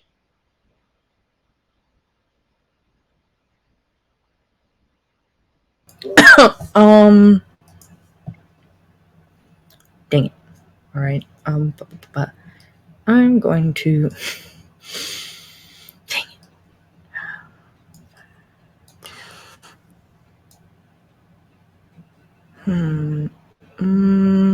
I'm gonna attack that zombie mold from Druman. And with my bow, I should be. Yeah. Okay. And Oh, okay. no. Leomorn, watch out! Okay, so it But- ricochets. It ricochets. It ricochets off the stone. You still have your bonus action. And yeah, and then I'm gonna bonus action heal Druman with healing word.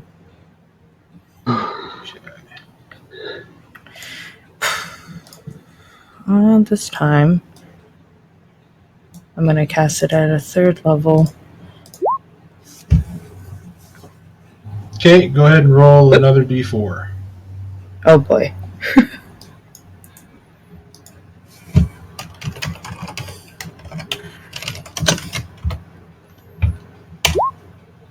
Okay, you get 13 points of healing, Drummond. As you feel strength enter back into your body as you start to push away from the zombie that's bearing down on you.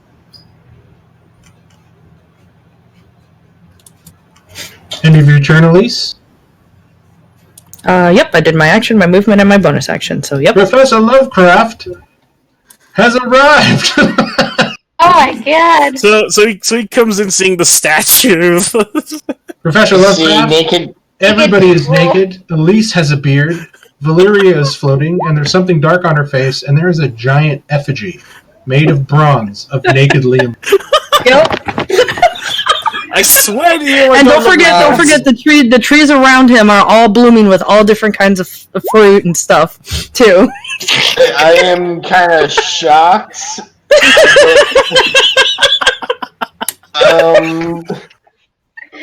Why didn't nobody tell me there was a party?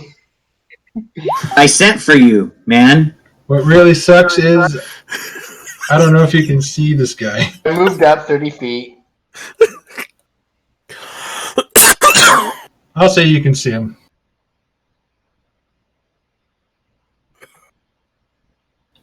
The music died for me as soon as Professor Lovecraft entered the clearing. Of course it did. Music's been down for a while. I'm just gonna Eldritch Blast it.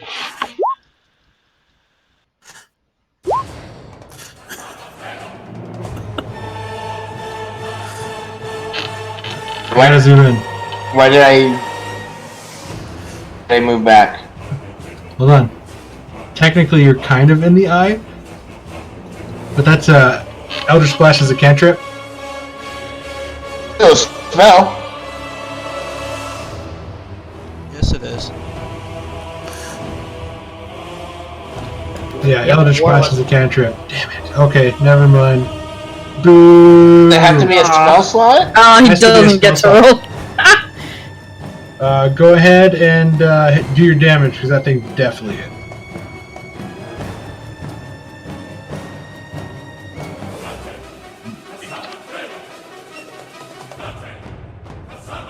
Okay.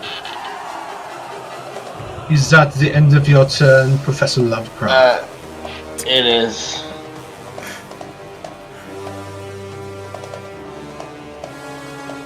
Valeria, it is your turn. Alright, I guess another Sacred Flame! Ooh, you might be able to get him with this. Oh, it's only a 3. It does take 3 points of rage. Oh, it hits! And then sending my... You can get there in 10 feet. And then, spiritual weapon. If you do more than 9 damage, you have a chance to kill him. Okay.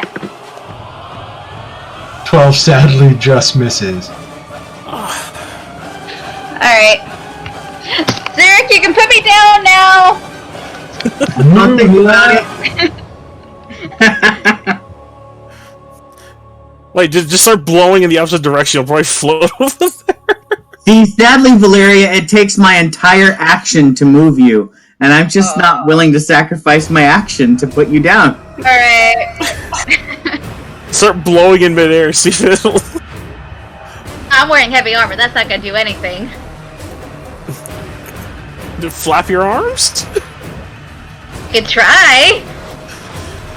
Yep, You should. It would definitely look funny. It would add to the scene if you were flapping your arm. Are you doing the help action? I could picture her flailing over there like, Ooh, "Hey, actually, yes, I will, Mark. I'll do the help action. I'll end up 5 feet in front of where I am right now, because the creature's 35 feet away from me.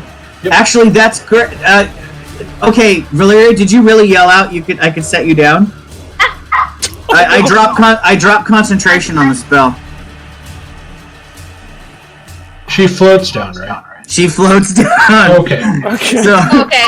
yeah, she lands gently within as soon as I drop concentration. When the so spell I ends, did she that. floats. Okay. I was like, you don't have to wait for the spell to end, but if you drop it, then she falls.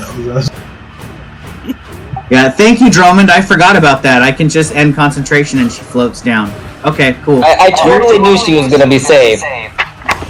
Yeah, I sure did. Okay, I know he has a grudge against me. Leia Morn, you watched as moonlight shot in, flew around the zombie's head, distracting it. The next attack has advantage. So if you have any more spell slots, now's the time. Okay, I'm gonna move over to get a line-up shot. I'm going to burn my last 2 sorcery points to get the level 1 spell slot, and I'm going to burn that. I'm still keeping 1, just in case. And I am going to burn that to cast Witch Bolt. I'm going to burn this thing into cinders. Toggle advantage. Okay. Advantage. God damn it, you. Oh, man. Are you serious? God damn it. I know the feeling. Zachary, quick! Eat the flower for a 50. Quit! Quick, Zach, eat the It's your only hope! I don't flower. even know what the flower eat is. it, who cares? Okay. Do it! You're already wild magicking us. They use it in a clutch situation. This is Yeah, it. you're already wild magicking us no matter what, so roll damage. So wait, Give me a D100. You eat the flower, yes or no? I don't think I even have it because I'm nude. It's there. Okay, I'm gonna hate myself for this. I know I am. I gotta look I mean, over it. really, the wild magic's happening because you cast the spell slot. This is just to help you hit it. Alright, I'm gonna look over at Thalion as I dig it out of my pocket. I'll yell out, I hope you got another one! And I'm going to cram it down my mouth and hope for the best. Okay, so just hit the witch bolt damage. We'll say it's 15. Oh, dang it. Okay. Are you serious? The best part about this is you are behind cover from me. I did not see you eat the flower. Therefore, I did not get to observe what happened when you did it. And that was the whole point. Please I don't roll, get to see it please either. roll a D100. Bronze effigy? Is he a god? It just came out from the sky.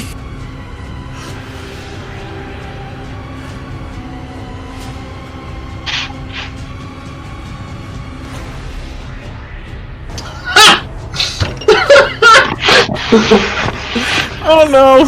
Okay, this is awesome. Leomorn, you turn into a girl. Wait, what? Oh my goodness. What? The caster's gender swaps. Leonor, you are now a female, and you are naked. Your statue, however, and sadly, is still a male. How long does that last? I don't know. Never How know. long does it last? It burned on me freaking forever. Well, I can't. I can't. He's hiding behind a rock. I can't see it. You cannot see it, Professor. This zombie is ready to fall at any moment. However, it is going to be a dick and try to eat Drummond.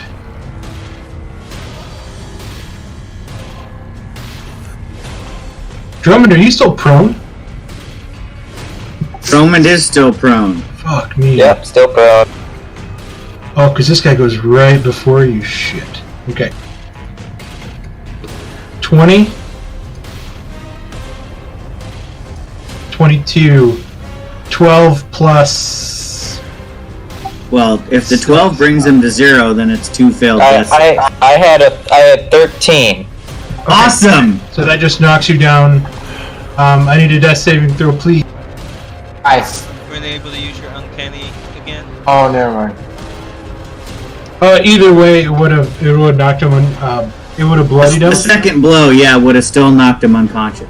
So he's still somewhat incapacitated. Okay, so that's one failed. Rip, Gar, Shadow, Thalion, it is your...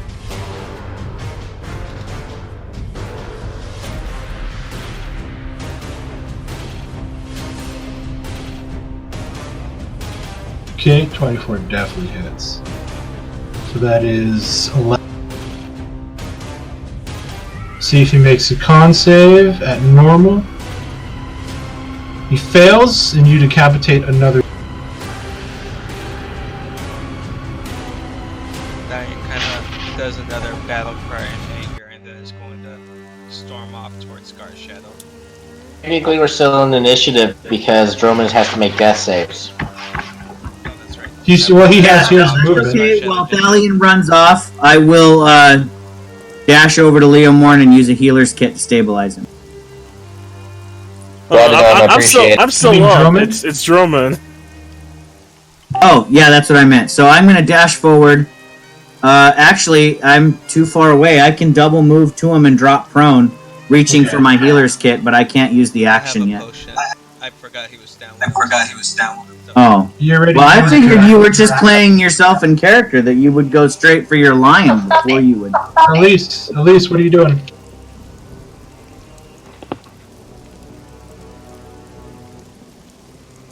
She is gonna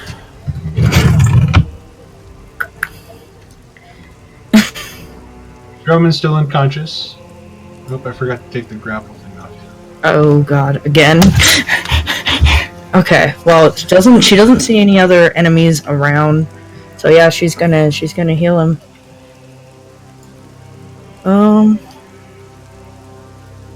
Yeah. Okay, so another healing word. Mm-hmm. Okay. Yep.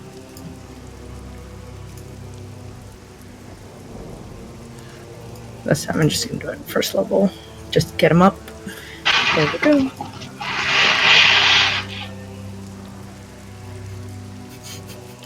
Is that 1 or it's a 2? Okay, Droman, back up. Revitalize with 5 hit points. 5, 10, 15. There you go. You guys look around and take stock. You guys look and see a strange woman where Leomorn was standing. She is desperately trying to cover up her naughty bits. Lovecraft, this is the weirdest psychedelic dream you've ever seen in your life. You guys are looking around now at this mess of rotted bodies, and it becomes apparent to you that the words that Thalion was speaking about this place is true. The dead... Elise, Leomorna, come with me. The dead do indeed walk freely about this place. Very funny, Droman, I swear! Come out of the circle, I will give you clothes. I'm coming!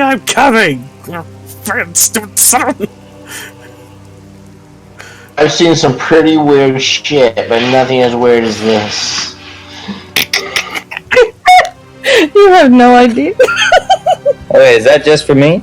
I'm not sure if that's just for me. Maybe it's just for me. Yeah, it's just for me.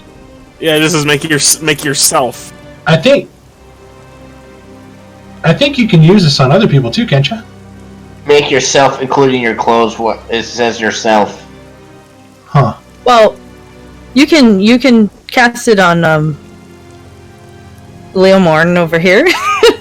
Elise can cast disguise self on herself.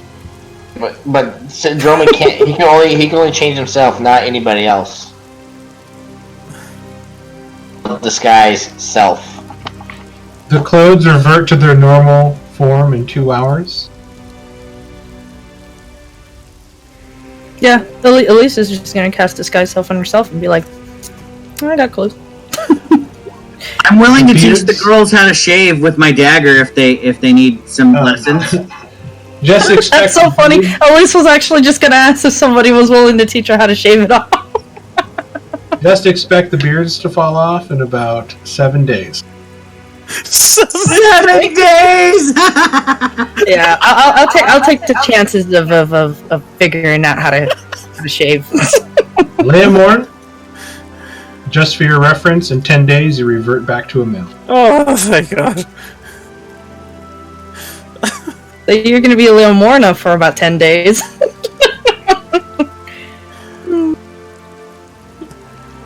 And that's where we're going to pick up next time, at the weird fairy circle here in the middle of the haunted woods full of zombies and fruit-bearing trees. With a giant statue and a flying tree. The moment of brevity and happiness at surviving is dampened as you guys look over and watch Thalion, who is almost overtaken with grief as you look at the crumpled mass of the once majestic black lion that was a part of your party. Aww. Soaking wet, lifeless, and unmoving. And that is where we'll pick up. So thank you guys. I hope you enjoyed it. Hope you guys had some fun with the fairy circle. So, Hey, Mark. Just can we?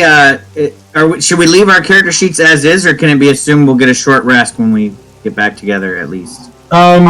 It can be assumed you guys can get a short rest. Okay, I will update to short rest and then stop. Okay, and then I'll post XP tomorrow, hopefully, if I remember. So I think some of you guys are getting super, super close to level 5. Right on, everybody. Thank you very much. Have a nice rest of your day, and I won't see some of you on Saturday for a while, so I'll see you guys next week. Have a good night, guys. Good night, everybody. Have a good night. Good night.